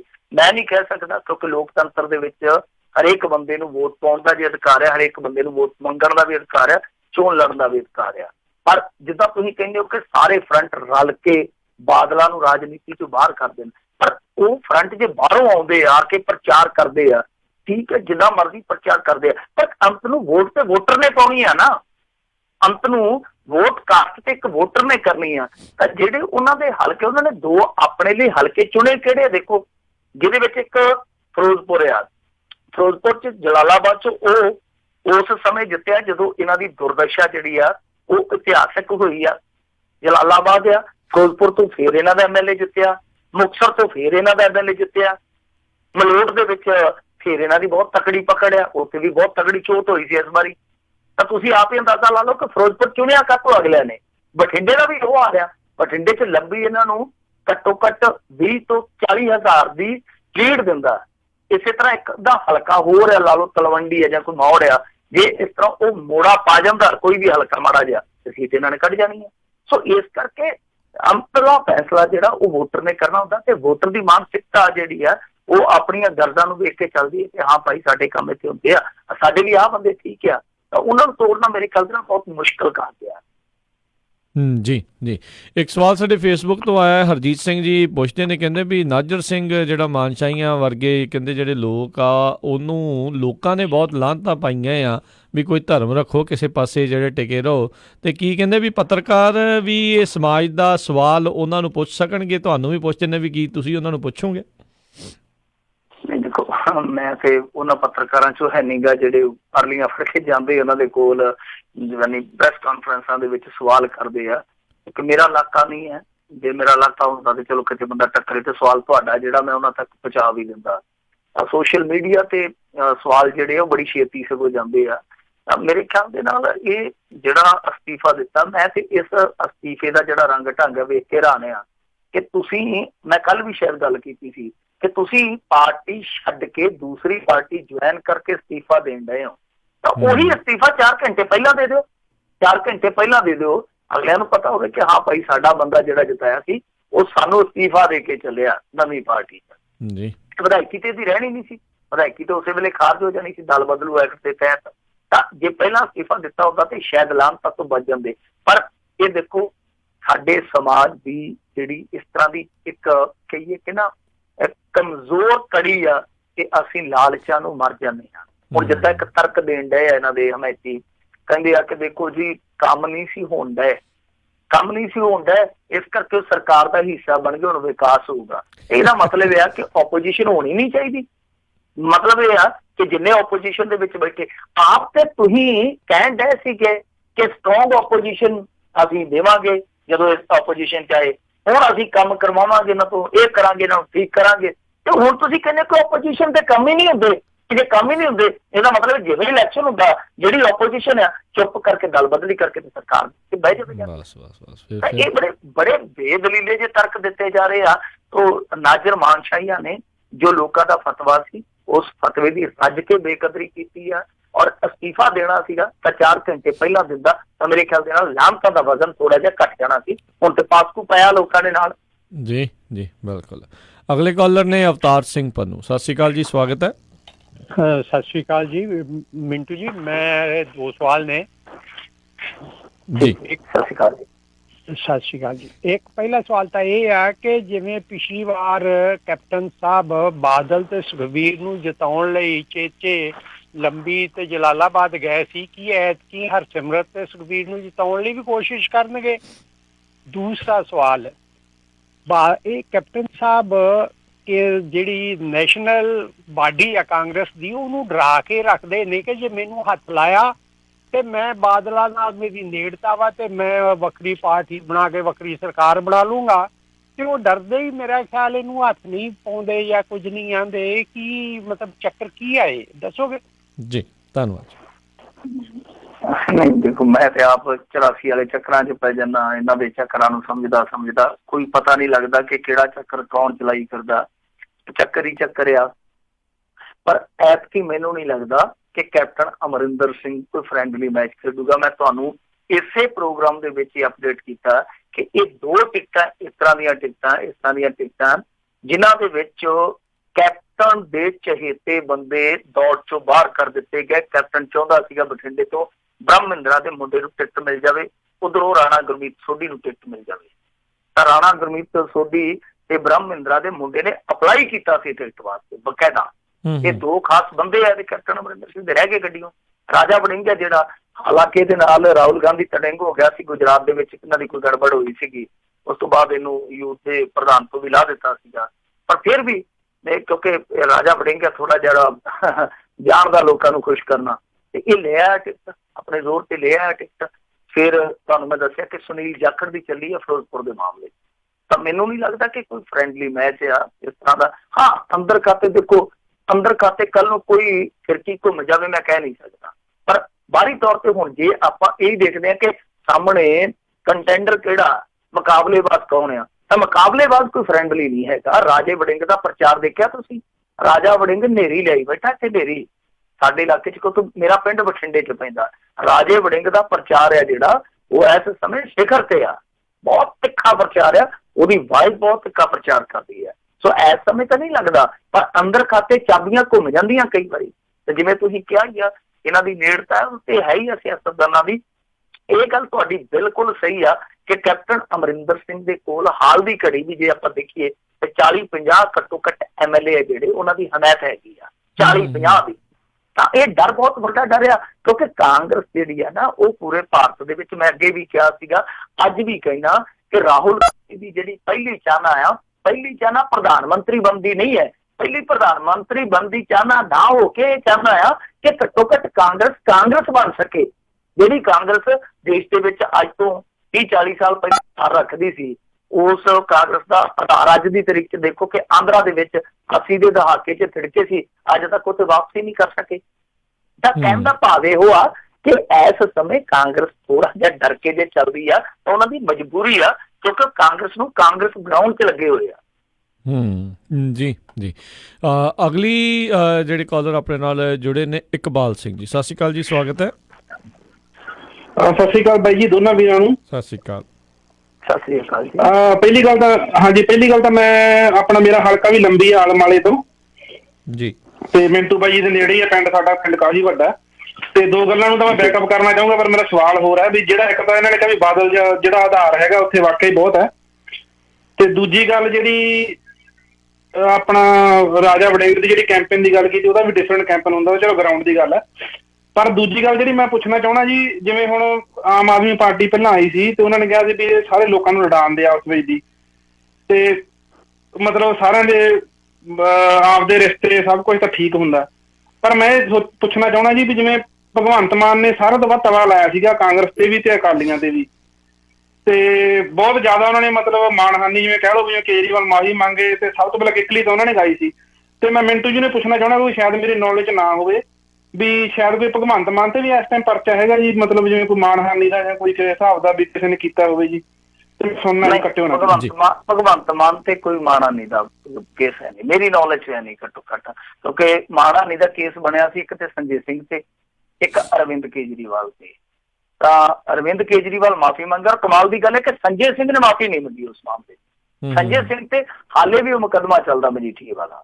ਤਾਂ ਮਾਣਹਾਨੀ ਦਾ ਜਿਹੜਾ ਕੇਸ ਕੀਤਾ ਸੀ ਮਜੀਠੀਏ ਨੇ, ਉਹਦੇ 'ਚ ਇੱਕ ਅਖਬਾਰ ਨੂੰ ਵਲੇਟਿਆ ਸੀ, ਅਖਬਾਰ ਵੀ ਮਾਫੀ ਮੰਗਿਆ ਸੀਗਾ। ਤੇ ਕਮਾਲ ਦੀ ਗੱਲ ਆ ਕਿ ਸਿੱਧੇ ਤੌਰ ਤੇ ਤੁਸੀਂ ਦੇਖਿਆ ਹੋਣਾ ਕਿ ਕਲੀਨ ਚਿੱਟ ਨਹੀਂ ਮਿਲੀ ਹਾਲੇ ਮਜੀਠੀਆ ਨੂੰ, ਕਲੀਨ ਚਿੱਟ ਨਹੀਂ ਮਿਲੀ। ਆਪਾਂ ਬਹੁਤ ਵਾਰੀ ਵਿਚਾਰ ਕੀਤਾ, ਇੱਥੋਂ ਤੱਕ ਕਿ ਈਡੀ ਦਾ ਜਿਹੜਾ ਉਸ ਟਾਈਮ ਦਾ ਡਾਇਰੈਕਟਰ ਹੁੰਦਾ ਸੀਗਾ, ਉਹਨੇ ਜਾ ਕੇ ਕੋਰਟ 'ਚ ਐਡਮਿਟ ਕੀਤਾ, ਕੋਰਟ ਦੇ ਵਿੱਚ ਇਹ ਗੱਲ ਜਾ ਕੇ ਮੰਨੀ ਆ ਕਿ ਅਸੀਂ ਇਹਨੂੰ ਸਮਨ ਕੀਤਾ ਸੀ। ਉਸ ਤੋਂ ਬਾਅਦ ਗੱਲ ਆਈ ਗਈ ਹੋ ਗਈ, ਬਹੁਤ ਸਾਰੀਆਂ ਦਲੀਲਾਂ ਜਿਹੜੀਆਂ ਹੋਰ ਵੀ ਕਰੀਆਂ ਜਾ ਸਕਦੀਆਂ, ਉਹ ਦਲੀਲਾਂ ਜਿਹੜੀਆਂ ਕੋਰਟ ਦੇ ਵਿੱਚ ਗਈਆਂ ਉਹ ਸਾਰੀਆਂ ਬਾਹਰ ਵੀ ਆਈਆਂ। ਤਾਂ ਕਹਿਣ ਦਾ ਭਾਵ ਇਹ ਆ ਕਿ ਜੇ ਮਜੀਠੀਆ ਨੂੰ ਅੱਜ ਤੱਕ ਦੋਸ਼ੀ ਕਰਾਰ ਨਹੀਂ ਦਿੱਤਾ ਤੇ ਕਲੀਨ ਚਿੱਟ ਵੀ ਨਹੀਂ ਮਿਲੀ।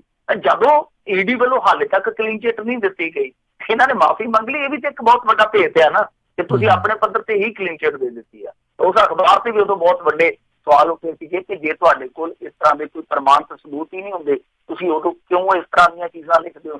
ਤਾਂ ਕਹਿਣ ਦਾ ਭਾਵ ਇਹ ਕਿ ਮੇਰੀ ਜਾਣਕਾਰੀ ਦੇ ਮੁਤਾਬਕ ਭਗਵੰਤ ਮਾਨ ਤੇ ਇਸ ਤਰ੍ਹਾਂ ਦਾ ਕੋਈ ਕੇਸ ਨਹੀਂ। ਵੈਸੇ ਮਾਫੀ ਜਦੋਂ ਇਹਨਾਂ ਨੇ ਮੰਗ ਲਈ ਸੀਗੀ ਅਰਵਿੰਦ ਕੇਜਰੀਵਾਲ ਹੋਰਾਂ ਨੇ, ਤਾਂ ਉਹਦੇ ਵਿੱਚ ਕਾਫੀ ਕੁਛ ਇਹਨਾਂ ਦਾ ਨੁਕਸਾਨ ਵੀ ਹੋਇਆ। ਤਾਂ ਭਗਵੰਤ ਮਾਨ ਨੇ ਕਿਹਾ ਸੀਗਾ ਕਿ ਮੈਂ ਤੇ ਕਹੂੰਗਾ ਮੇਰੇ ਤੇ ਕੇਸ ਇਹਨੇ ਕਰਨਾ ਕਰ ਦੇ। ਜੀ ਜੀ। ਵੈਸੇ ਭਗਵੰਤ ਮਾਨ ਹੋਣਾ ਦੀ ਅੱਜ ਇੱਕ ਤਸਵੀਰ ਜਿਹੜੀ ਚਰਚਾ ਦਾ ਵਿਸ਼ਾ ਜਿਹੜੀ ਬਣ ਰਹੀ ਆ ਵੀ ਸਿਮਰਨਜੀਤ ਸਿੰਘ ਮਾਨ ਹੋਣਾ ਦੇ ਵੀ ਜਿਹੜੇ ਗੋਡੀ ਹੱਥ ਪੈਰੀ ਹੱਥ ਲਾਉਂਦੇ ਨਜ਼ਰ ਆਏ ਆ, ਉਹ ਵੀ ਸੇਮ ਟਾਈਮ ਤੇ ਪਰਚਾ ਭਰਨ ਗਏ, ਨਾਮਜ਼ਦਗੀ ਦਾਖਲ ਕਰਨ ਗਏ ਹੋਏ ਸੀਗੇ। ਕੌਣ ਜੀ? ਭਗਵੰਤ ਮਾਨ, ਸਿਮਰਨਜੀਤ ਸਿੰਘ ਮਾਨ ਹੁਣੀ। ਦੋਨੇ ਮਾਨ ਇਕੱਠੇ ਹੋ ਗਏ ਤੇ ਦੋਨਾਂ ਨੇ ਇੱਕ ਦੂਜੇ ਦਾ ਮਾਨ ਰੱਖਿਆ। ਦੱਸਦੇ ਕਾਫੀ ਸਤਿਕਾਰ ਨਾਲ ਮਿਲੇ, ਇੱਕ ਦੂਜੇ ਨੂੰ ਅਦਬ ਨਾਲ ਮਿਲੇ। ਜੀ ਜੀ, ਸ਼ੁਭ ਕਾਮਨਾਵਾਂ ਵੀ ਦਿੱਤੀਆਂ ਆ। ਹੁਣ ਇਹ ਨਹੀਂ ਪਤਾ ਵੀ ਕਿੱਦਾਂ ਕੰਮ ਆਉਣਗੀਆਂ। ਗੁਰਮੀਤ ਸਿੰਘ ਜੀ, ਸਤਿ ਸ਼੍ਰੀ ਅਕਾਲ ਜੀ, ਸਵਾਗਤ ਹੈ। ਹਾਂਜੀ, ਵਾਹਿਗੁਰੂ ਜੀ ਦਾ ਖਾਲਸਾ, ਵਾਹਿਗੁਰੂ ਜੀ ਦੀ ਫਤਿਹ ਜੀ। ਵਾਹਿਗੁਰੂ ਜੀ ਕਾ ਖਾਲਸਾ, ਵਾਹਿਗੁਰੂ ਜੀ ਕੀ ਫਤਿਹ ਜੀ। ਹਾਂਜੀ, ਮੇਰਾ ਸਵਾਲ ਹੈ ਜੀ, ਇੱਕ ਖਬਰ ਆ ਰਹੀ ਜੀ ਮੋਦੀ ਦੀ ਸ਼ਾਦੀ ਹੋਈ ਵੀ ਹੈ ਜੀ, ਇਹ ਸੱਚ ਹੈ ਜੀ ਇਹ ਝੂਠ ਹੈ? ਹੁਣ ਇਲੈਕਸ਼ਨ ਦੇ ਟਾਈਮ ਸ਼ਾਦੀ ਆ ਗਈ ਯਾਦ ਜੀ। ਮੋਦੀ ਦੀ ਸ਼ਾਦੀ ਤੇ ਹੋਈ ਆ, ਇਹਦੇ ਤੇ ਕੋਈ ਸ਼ੱਕ ਹੀ ਨਹੀਂ ਹੈ ਜੀ। ਸ਼ਾਦੀ ਤੇ ਹੋਈ ਆ, ਪਰ ਸ਼ਾਦੀ ਦਾ ਜਿਹੜਾ ਰੁਤਬਾ ਸੀਗਾ ਪਤਨੀ ਨੂੰ ਵਿਚਾਰੀ ਨੂੰ ਅਜੇ ਤੱਕ ਨਹੀਂ ਮਿਲ ਸਕਿਆ। ਉਹ ਤੇ ਹਾਲੇ ਵੀ RTI ਪਾ ਕੇ ਪੁੱਛਦੀ ਆ ਕਿ ਮੇਰਾ ਸਟੇਟਸ ਤੇ ਦੱਸੋ। ਉਹਨੂੰ ਇਹ ਗੱਲ ਵੱਖਰੀ ਆ ਕਿ ਰੁਤਬਾ ਨਹੀਂ ਮਿਲਿਆ ਵਿਚਾਰੀ ਨੂੰ, ਪਰ ਸ਼ਾਦੀ ਤੇ ਇਹਨਾਂ ਦੀ ਹੋਈ ਆ। ਔਰ ਮੈਂ ਤੁਹਾਡੀ ਜਾਣਕਾਰੀ ਲਈ ਦੱਸ ਦਿਆਂ ਕਿ ਪਹਿਲਾਂ ਨਰਿੰਦਰ ਮੋਦੀ ਕਾਲਮ ਖਾਲੀ ਛੱਡ ਦਿਆ ਕਰਦਾ ਸੀਗਾ। ਫਿਰ ਸੁਪਰੀਮ ਕੋਰਟ ਦੇ ਵਿੱਚੋਂ ਨਾ ਇੱਕ ਫੈਸਲਾ ਆਇਆ ਸੀਗਾ ਕਿ ਤੁਹਾਨੂੰ ਸਾਰੇ ਕਾਲਮ ਜਿਹੜੇ ਫਿਲ ਕਰਨੇ ਪੈਣਗੇ, ਭਰਨੇ ਪੈਣਗੇ। ਤਾਂ ਜਿਹੜਾ ਅੰਤਲਾ ਇਹਨਾਂ ਦਾ ਅੱਜ ਦਾ ਮੈਂ ਹਲਫਨਾਮਾ ਦੇਖਿਆ ਨੀਗਾ, ਮੈਂ ਦੇਖੂੰਗਾ ਨਰਿੰਦਰ ਮੋਦੀ ਦਾ ਹਲਫਨਾਮਾ ਜਿਹੜਾ ਉਹ ਕੀ ਆ। ਤਾਂ ਇਹਨਾਂ ਨੇ ਫਿਰ ਜਿਹੜਾ ਕਰ ਦਿੱਤਾ ਸੀਗਾ ਕਿ ਜਦੋਂ ਤੁਸੀਂ ਨੋਮੀਨੇਸ਼ਨ ਕਰਨੀ ਆ ਹਰ ਇੱਕ ਖਾਨਾ ਭਰਨਾ ਜ਼ਰੂਰੀ ਆ। ਤਾਂ ਉਹ ਜਿਹੜਾ ਮੈਰਿਡ ਸਟੇਟਸ ਹੁੰਦਾ ਹੈ, ਮੈਰਿਡ ਸਟੇਟਸ ਅੱਗੇ ਨਰਿੰਦਰ ਮੋਦੀ ਖਾਲੀ ਛੱਡ ਦਿਆ ਕਰਦਾ ਸੀ, ਪਰ ਜਿਹੜਾ ਪਿਛਲਾ ਇਲੈਕਸ਼ਨ ਸੀ ਉਹਦੇ ਚ ਇਹਨਾਂ ਨੇ ਮੰਨਿਆ ਸੀ ਕਿ ਇਹ ਮੈਰਿਡ। ਜੀ, ਉਹਦਾ ਐਫੀਡੇਵਿਟ ਦੇ ਵਿੱਚ ਉਹਨਾਂ ਨੇ ਤਕਰੀਬਨ 50% ਜਿਹੜੀ 52% ਕਹਿੰਦੇ ਇਹਨਾਂ ਦੀ ਐਸਟ ਦੇ ਵਿੱਚ ਵਾਧਾ ਹੋਇਆ ਆ। 2.5 ਕਰੋੜ ਦੀ ਇਹਨਾਂ ਦੀ ਹੁਣ ਜਿਹੜੀ ਚੱਲ ਜਾਇਦਾਦ ਜਿਹੜੀ ਆ ਉਹ ਹੋ ਚੁੱਕੀ। ਪੁੱਛ ਲੋ, ਕਹੂਗਾ ਝੋਲੇ ਵਾਲਾ ਫਕੀਰ ਆ, ਮੈਂ ਤਾਂ ਝੋਲੇ ਵਾਲਾ ਫਕੀਰ ਆ। ਉਹ ਫਕੀਰ ਆ ਜਿਹੜੇ ਕਰੋੜਪਤੀ। ਰਾਜਾ ਵੜਿੰਗ ਵੀ ਕਹੀ ਜਾਂਦਾ ਸੀ ਬਠਿੰਡੇ ਚ, ਕਹਿੰਦਾ ਜੀ ਮੈਂ ਤੇ ਗਰੀਬ ਆ, ਵੇਖਿਓ ਗਰੀਬ ਮਾਰਨਾ ਕਰ ਦਿਓ, ਸਰਮਾਏਦਾਰਾਂ ਨਾਲ ਮੱਥਾ ਲੱਗਾ। ਜਿਹੜਾ ਗਰੀਬ ਆ 26-27 ਕਿੱਲੇ ਦੇ ਕੋਲ ਝੋਟੇ ਦੇ ਸਿਰ ਵਰਗੀ ਪੈਲੀ ਆ ਤੇ 4-5 ਕਰੋੜ ਰੁਪਈਆ ਦੇ ਖਾਤੇ ਦੇ ਵਿੱਚ ਆ। ਕਰੋੜਪਤੀ ਨੰਗ ਨੇ, ਸਹੀ ਗੱਲ ਹੈ ਜੀ। ਪਰਮਜੀਤ ਸਿੰਘ ਜੀ, ਸਵਾਗਤ ਹੈ, ਸਤਿ ਸ਼੍ਰੀ ਅਕਾਲ। ਹੈਲੋ, ਹਾਂਜੀ ਭਾਈ, ਸਤਿ ਸ਼੍ਰੀ ਅਕਾਲ ਸਾਰਿਆਂ ਨੂੰ। ਸਤਿ ਸ਼੍ਰੀ ਅਕਾਲ। ਸਤਿ ਸ਼੍ਰੀ ਅਕਾਲ। ਮੇਰੀ ਮਦਦ ਕੁਐਸਚਨ ਇਹ ਆ ਕਿ ਜਦੋਂ ਪੰਜਾਬ ਦੀਆਂ ਇਲੈਕਸ਼ਨਾਂ ਹੋਈਆਂ ਸੀਗੀਆਂ ਉਦੋਂ ਸਤਪਾਲ ਸਿੰਘ ਖਹਿਰਾ ਹੋਣਾ ਦੀ ਅੱਜ ਕੱਲ ਹੁਣ ਕਈ ਬੰਦੇ ਕੱਟ ਕੇ ਲੈ ਕੇ ਆ ਰਹੇ ਆ ਕਿ ਉਦੋਂ ਵਿੱਚੋਂ ਇਹਨਾਂ ਦੀ ਗੱਲਬਾਤ ਕਾਂਗਰਸ ਨਾਲ ਹੋ ਰਹੀ ਸੀਗੀ ਮਦਦ ਵਾਪਸੀ ਦੀ। ਤਾਂ ਇਹਦੇ ਬਾਰੇ ਕਿੰਨਾ ਕੁ ਸੱਚ ਆ? ਹਾਲੇ ਵੀ ਕਹਿੰਦੇ ਕਿ ਮਤਲਬ ਜੇ ਕਾਂਗਰਸ ਕੱਲ ਨੂੰ ਸਤਪਾਲ ਸਿੰਘ ਖਹਿਰਾ ਨੂੰ ਕਹਿ ਦੇਵੇ ਕਿ ਹਾਂ ਵੀ ਆ ਜਾਓ ਤੁਸੀਂ ਵੀ, ਕੀ ਇਹ ਸਤਪਾਲ ਸਿੰਘ ਖਹਿਰਾ ਹੁਣ ਜਾਣਗੇ ਮੁੜ ਕੇ ਕਾਂਗਰਸ 'ਚ? ਇੱਕ ਇਹਦੇ ਬਾਰੇ ਦੱਸਿਓ। ਤੇ ਦੂਜਾ ਅਕਸ਼ੇ ਕੁਮਾਰ ਹੋਣਾ ਨੇ ਮੋਦੀ ਸਾਹਿਬ ਹੋਣਾ ਦੀ ਕੀਤੀ ਸੀ ਇੰਟਰਵਿਊ, ਮੈਨੂੰ ਇੰਟਰਵਿਊ ਤਾਂ ਘੱਟ ਲੱਗਦੀ ਹੈ, ਚਾਲ ਪੁਲਸੀ ਜਿਆਦਾ ਲੱਗਦੀ ਆ ਕਿ ਅਕਸ਼ੇ ਕੁਮਾਰ ਹੋਣੇ ਇੱਥੇ ਤੱਕ ਟੁੱਟ ਗਏ ਆ। ਇਹਦੇ ਬਾਰੇ ਦੱਸਿਓ ਜੀ। ਧੰਨਵਾਦ। ਹਾਂਜੀ, ਇਹਨਾਂ ਦੇ ਸਵਾਲ ਦੱਸੋ ਕੀ ਸਨ। ਇੱਕ ਤਾਂ ਕਹਿੰਦੇ ਵੀ ਖਹਿਰੇ ਹੋਣਾ ਬਾਰੇ ਚਰਚਾਵਾਂ ਉਦੋਂ ਵੀ ਚੱਲਦੀਆਂ ਸੀਗੀਆਂ ਜਦੋਂ ਆਮ ਆਦਮੀ ਪਾਰਟੀ 'ਚ ਵੀ ਇਹ ਕਾਂਗਰਸ 'ਚ ਜਾਣਗੇ, ਹੁਣ ਅਲੱਗ ਹੋਏ ਨੇ, ਤੇ ਕੀ ਉਹਨਾਂ ਦੀ ਉੱਥੇ ਘਰ ਵਾਪਸੀ ਹੋ ਸਕਦੀ? ਤੇ ਅਕਸ਼ੇ ਕੁਮਾਰ ਤਾਂ ਪੂਰੀ ਚਾਪਲੂਸੀ ਨਜ਼ਰ ਆਈ ਕਰਦੇ। ਉਹ ਤਾਂ ਹੈ ਹੀ ਚਾਪਲੂਸ ਹੈ ਅਕਸ਼ੇ ਕੁਮਾਰ, ਤੇ ਇਹਦੇ ਚ ਕੋਈ ਸ਼ੱਕ ਨਹੀਂ ਹੈ। ਉਹ ਤੇ ਸਨੀ ਦਿਓਲ, ਅਕਸ਼ੇ ਕੁਮਾਰ ਸਾਹਿਬ, ਉਹ ਤਾਂ ਹੈ ਹੀ ਆ। ਕੋਈ ਕਾਂਗਰਸ ਦਾ ਕੋਈ ਇਹਨਾਂ ਦਾ ਭਾਜਪਾ ਲੈਂਦਾ ਏਦਾਂ ਹੀ ਕੰਮ ਚੱਲੀ ਜਾਂਦਾ। ਪਰ ਜਿਹੜੀ ਗੱਲ ਤੁਸੀਂ ਖਹਿਰੇ ਦੀ ਕਹੀ ਆ, ਉਹ ਇੱਥੇ ਹੁਣ ਉਹੀ ਲੋਕ ਕਹੀ ਜਾਂਦੇ ਜਿਹੜੇ ਕੱਲ ਤੱਕ ਖਹਿਰੇ ਦੇ ਭਗਤ ਵੀ ਸੀਗੇ, ਉਹ ਵੀ ਹੁਣ ਕਹੀ ਜਾਂਦੇ ਕਿ ਕੋਈ ਪਤਾ ਨਹੀਂ ਇਹਦਾ ਕੀ ਕਰਨਾ ਵਾ। ਤਾਂ ਇਹ ਤੁਸੀਂ ਦੇਖਿਓ, ਮੈਂ ਅੱਗੇ ਵੀ ਕਿਹਾ ਜਿੱਦਣ ਜਗਮੀਤ ਬਰਾੜ ਨੂੰ ਮਜ਼ਾਕ ਕੀਤੇ ਜਾ ਰਹੇ ਸੀ ਪੰਜਾਬ ਦੇ ਵਿੱਚ, ਤਾਂ ਮੈਂ ਇਹ ਗੱਲ ਕਹੀ ਸੀਗੀ ਕਿ ਜਗਮੀਤ ਬਰਾੜ ਤੁਹਾਨੂੰ ਕਈ ਵੇਖਣ ਨੂੰ ਮਿਲਣਗੇ। ਤੁਸੀਂ ਲੀਡਰਾਂ ਨੂੰ ਕਹਿੰਦੇ ਜੇ, ਮੈਨੂੰ ਤੇ ਸ਼ੱਕ ਹੈ ਇਲੈਕਸ਼ਨ ਹੋ ਲੈਣ ਦਿਓ, ਕਈ ਪਾਰਟੀਆਂ ਨੇ ਪਾਰਟੀਆਂ ਬਦਲ ਜਾਣੀਆਂ। ਕਹਿਣ ਤੋਂ ਭਾਵ ਇਹ ਆ ਕਿ ਪਾਰਟੀਆਂ 'ਚ ਮਰਜ ਹੋ ਜਾਣਗੀਆਂ। ਪੰਜਾਬ ਦਾ ਇਤਿਹਾਸ ਚੱਕ ਕੇ ਦੇਖ ਲਓ, 20 ਸਾਲਾਂ ਦਾ ਇਤਿਹਾਸ ਚੱਕ ਕੇ ਦੇਖ ਲਓ, ਕਿੰਨੀਆਂ ਪਾਰਟੀਆਂ ਬਣੀਆਂ। ਅੱਜ ਉਹਨਾਂ 'ਚ ਖੜੀ ਕਿਹੜੀ ਆ, ਸਟੈਂਡ ਕਿਹੜੀ ਕਰ ਰਹੀ? ਸਾਰੀਆਂ ਮਰਜ ਹੋਈਆਂ ਨੇ। ਮੈਨੂੰ ਤੇ ਇਹ ਡਰ ਆ ਕਿ ਇਹ ਕਈ ਪਾਰਟੀਆਂ ਨਾਲ ਮਰਜ ਹੋ ਜਾਣ ਕਿਤੇ ਕਾਂਗਰਸ ਦੇ ਵਿੱਚ ਜਾ ਕੇ। ਬਹੁਤ ਸਾਰੇ ਲੋਕ ਕਿਆਫਾ ਲਾ ਰਹੇ ਆ, ਪਰ ਮੇਰਾ ਕਿਆਫਾ ਜਿਹੜਾ ਥੋੜਾ ਜਿਹਾ ਉਲਟ ਆ ਕਿ ਸੁਖਪਾਲ ਖਹਿਰਾ ਜੇ ਮੰਨ ਲਓ ਜਾਂਦਾ ਤਾਂ ਕਾਂਗਰਸ ਹੀ ਉਹਨੂੰ ਸੂਟ ਕਰੂਗੀ, ਆਪਾਂ ਨੂੰ ਵੀ ਪਤਾ ਹੀ ਆ।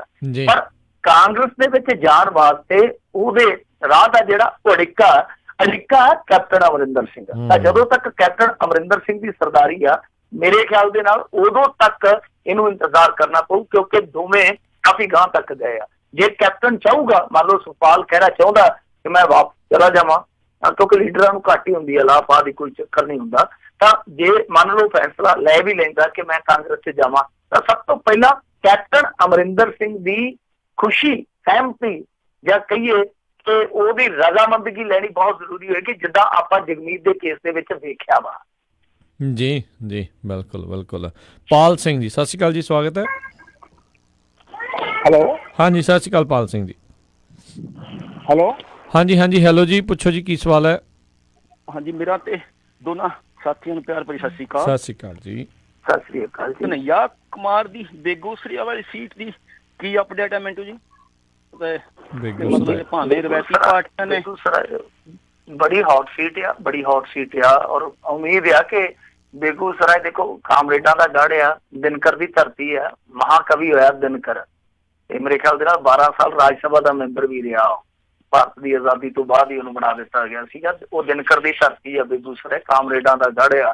ਤੇ ਮੈਂ ਵੀ ਹੋਪਫੁਲ ਆ, ਮੈਂ ਵੀ ਚਾਹੁੰਦਾ ਵਾਂ ਕਿ ਕੋਈ ਇਸ ਤਰ੍ਹਾਂ ਦਾ ਨੌਜਵਾਨ ਜਿਹਦੀ ਸੋਚ ਜਿਹੜੀ ਆ ਬੜੀ ਕ੍ਰਾਂਤੀਕਾਰੀ ਸੋਚ ਆ, ਜਿਹਦਾ ਬੋਲਣ ਦਾ ਢੰਗ ਆ, ਜਿਹੜਾ ਜਿਹਦੀ ਜਾਣਕਾਰੀ ਦਾ ਦਾਇਰਾ ਜਿਹੜਾ ਬੜਾ ਵੱਡਾ, ਬਹੁਤ ਵੱਡਾਕਾਰੀ ਆ, ਇਸ ਤਰ੍ਹਾਂ ਦਾ ਨੌਜਵਾਨ ਘੱਟੋ ਘੱਟ ਅਸੀਂ ਫੈਮਿਲੀ 'ਚ ਇੱਕ ਵਾਰੀ ਵੇਖੀਏ ਤੇ ਸਹੀ, ਆਪਣੀ ਜ਼ਿੰਦਗੀ 'ਚ ਵੇਖੀਏ ਤਾਂ ਸਹੀ, ਕਾਰਗੁਜ਼ਾਰੀ ਉਹਦੀ ਕਿੱਦਾਂ ਦੀ ਰਹਿੰਦੀ ਹੈ, ਤੇ ਚਲੋ ਉਹ ਬਾਅਦ ਦੀਆਂ ਗੱਲਾਂ ਨੇ, ਵੀ ਅਸੀਂ ਏਦਾਂ ਦਾ ਕੋਈ ਨੌਜਵਾਨ ਵੇਖੀਏ ਜਿਹੜਾ ਬਹੁਤ ਤਾਕੜ ਹੋਵੇ, ਜੋਸ਼ੀਲਾ ਤਾਂ ਹੋਵੇ, ਨਾਲ ਜਾਣਕਾਰੀ ਵੀ ਰੱਖਦਾ ਹੋਵੇ।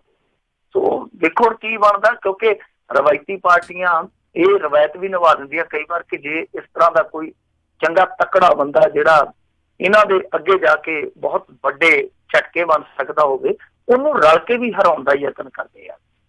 ਤਾਂ ਐਤਕੀ ਜੇ ਤੁਸੀਂ ਦੇਖੋ ਕਿ ਮਹਾਗਠਜੋੜ ਨੇ ਆਪਣਾ ਕੈਂਡੀਡੇਟ ਖਿਲਾਰ ਦਿੱਤਾ, ਜੇ ਮੰਨ ਲਓ ਇਹ ਥੋੜੇ ਜਿਹੇ ਸਮੀਕਰਨ ਟੇਢੇ ਮੇਢੇ ਕਰ ਲੈਂਦੇ, ਇਹਨਾਂ ਨੇ ਹੁਣ ਜਿਵੇਂ ਕਿਹਾ ਕਿ ਸਾਡਾ ਜਿਹੜਾ ਉਮੀਦਵਾਰ ਖਿਲਾਰਿਆ ਉਹ ਇੰਨੀ ਵੋਟ ਲੈ ਕੇ ਗਿਆ ਸੀਗਾ, ਸਾਡਾ ਹੱਕ ਬਣਦਾ ਸੀਗਾ, ਜਿਵੇਂ ਲਾਲੂ ਪ੍ਰਸਾਦ ਯਾਦਵ ਦੇ ਮੁੰਡੇ ਨੇ ਕਿਹਾ। ਪਰ ਜੇ ਉਹ ਇਹ ਗੱਲ ਸੋਚਦੇ ਕਿ ਨੌਜਵਾਨ ਸਿਆਸਤ ਦੇ ਵਿੱਚ ਆਉਣ, ਵਧੇਰੇ ਰੁਚੀ ਲੈਣ, ਤਾਂ ਉਹਨੂੰ ਪ੍ਰਤੀਕ ਬਣਾਇਆ ਜਾ ਸਕਦਾ ਸੀ ਕਨਈਆ। ਤਾਂ ਮੇਰੇ ਖਿਆਲ ਦੇ ਨਾਲ ਇਹਨਾਂ ਨੇ ਐਸਾ ਨਹੀਂ ਕੀਤਾ, ਤਾਂ ਕਰਕੇ ਸ਼ਾਇਦ ਲਾਲੂ ਨੇ ਸਮਝਾਇਆ ਹੋਏਗਾ ਕਿ ਤੁਹਾਨੂੰ ਕੱਲ ਨੂੰ ਇਹ ਖਰਾਬ ਕਰੂਗਾ, ਇਹਨੂੰ ਜਿੱਤਣ ਨਾ ਦਿਓ।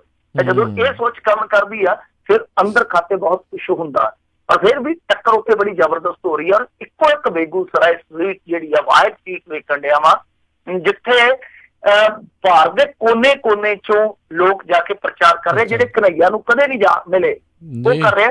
ਸਾਡੇ ਇੱਥੇ ਪੰਜਾਬ ਦਾ ਇੱਕ ਗੁਰਸਿੱਖ ਮੁੰਡਾ, ਉਹਨੂੰ ਪੁੱਛਿਆ ਕਿ ਸਿੱਖਾਂ ਦੀ ਤੇ ਕਾਮਰੇਡਾਂ ਦੇ ਨਾਲ ਵਿਚਾਰਧਾਰਾ ਦਾ ਥੋੜਾ ਫਰਕ ਆ, ਉਹਨੇ ਆਖਿਆ ਕਿ ਨਹੀਂ, ਸਾਡੇ ਜਿਹੜੇ ਗੁਰੂ ਸਾਹਿਬਾਨ ਸੀ ਉਹ ਵੀ ਸਿੱਖਾਂ ਨੂੰ ਇੱਕੋ ਹੀ ਉਪਦੇਸ਼ ਦੇ ਕੇ ਗਏ ਆ ਕਿ ਅਨਿਆਂ ਦੇ ਖਿਲਾਫ ਲੜਨਾ, ਨਹੀਂ ਜੇ ਅਨਿਆਂ ਦੇ ਖਿਲਾਫ ਇਹ ਲੜਦਾ ਤਾਂ ਸਾਡਾ ਵੀ ਫਰਜ਼ ਬਣਦਾ ਕਿ ਅਸੀਂ ਇਹਦਾ ਸਾਥ ਦਈਏ।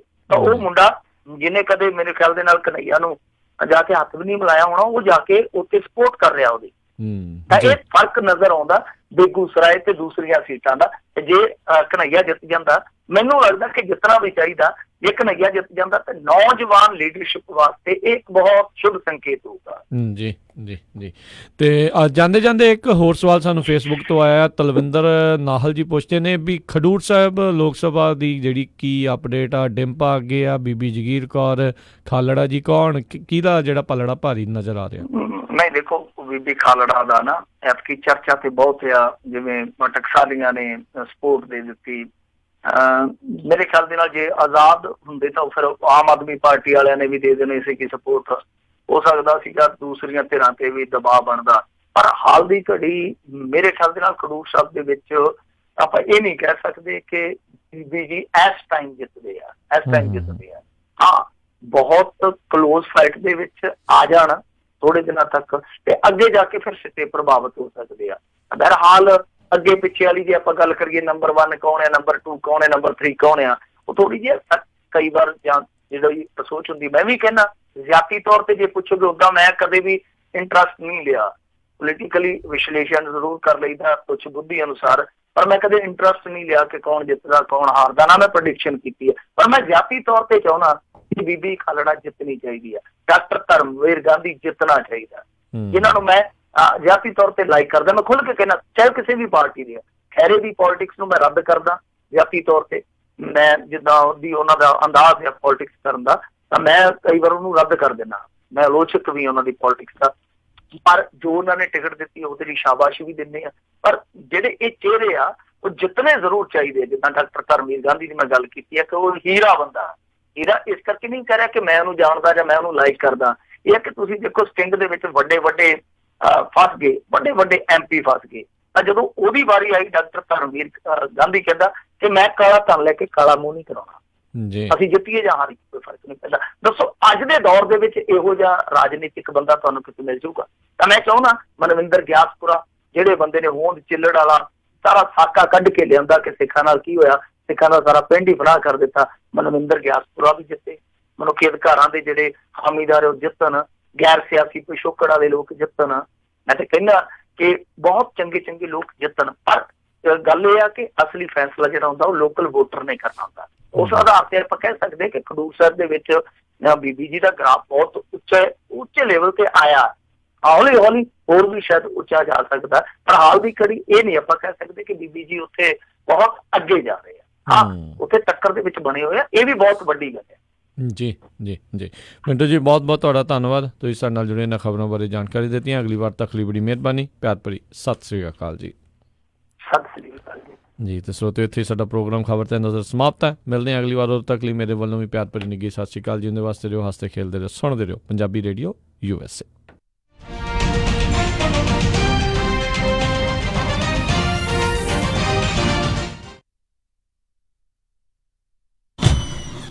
ਉਹ ਕਿੱਥੇ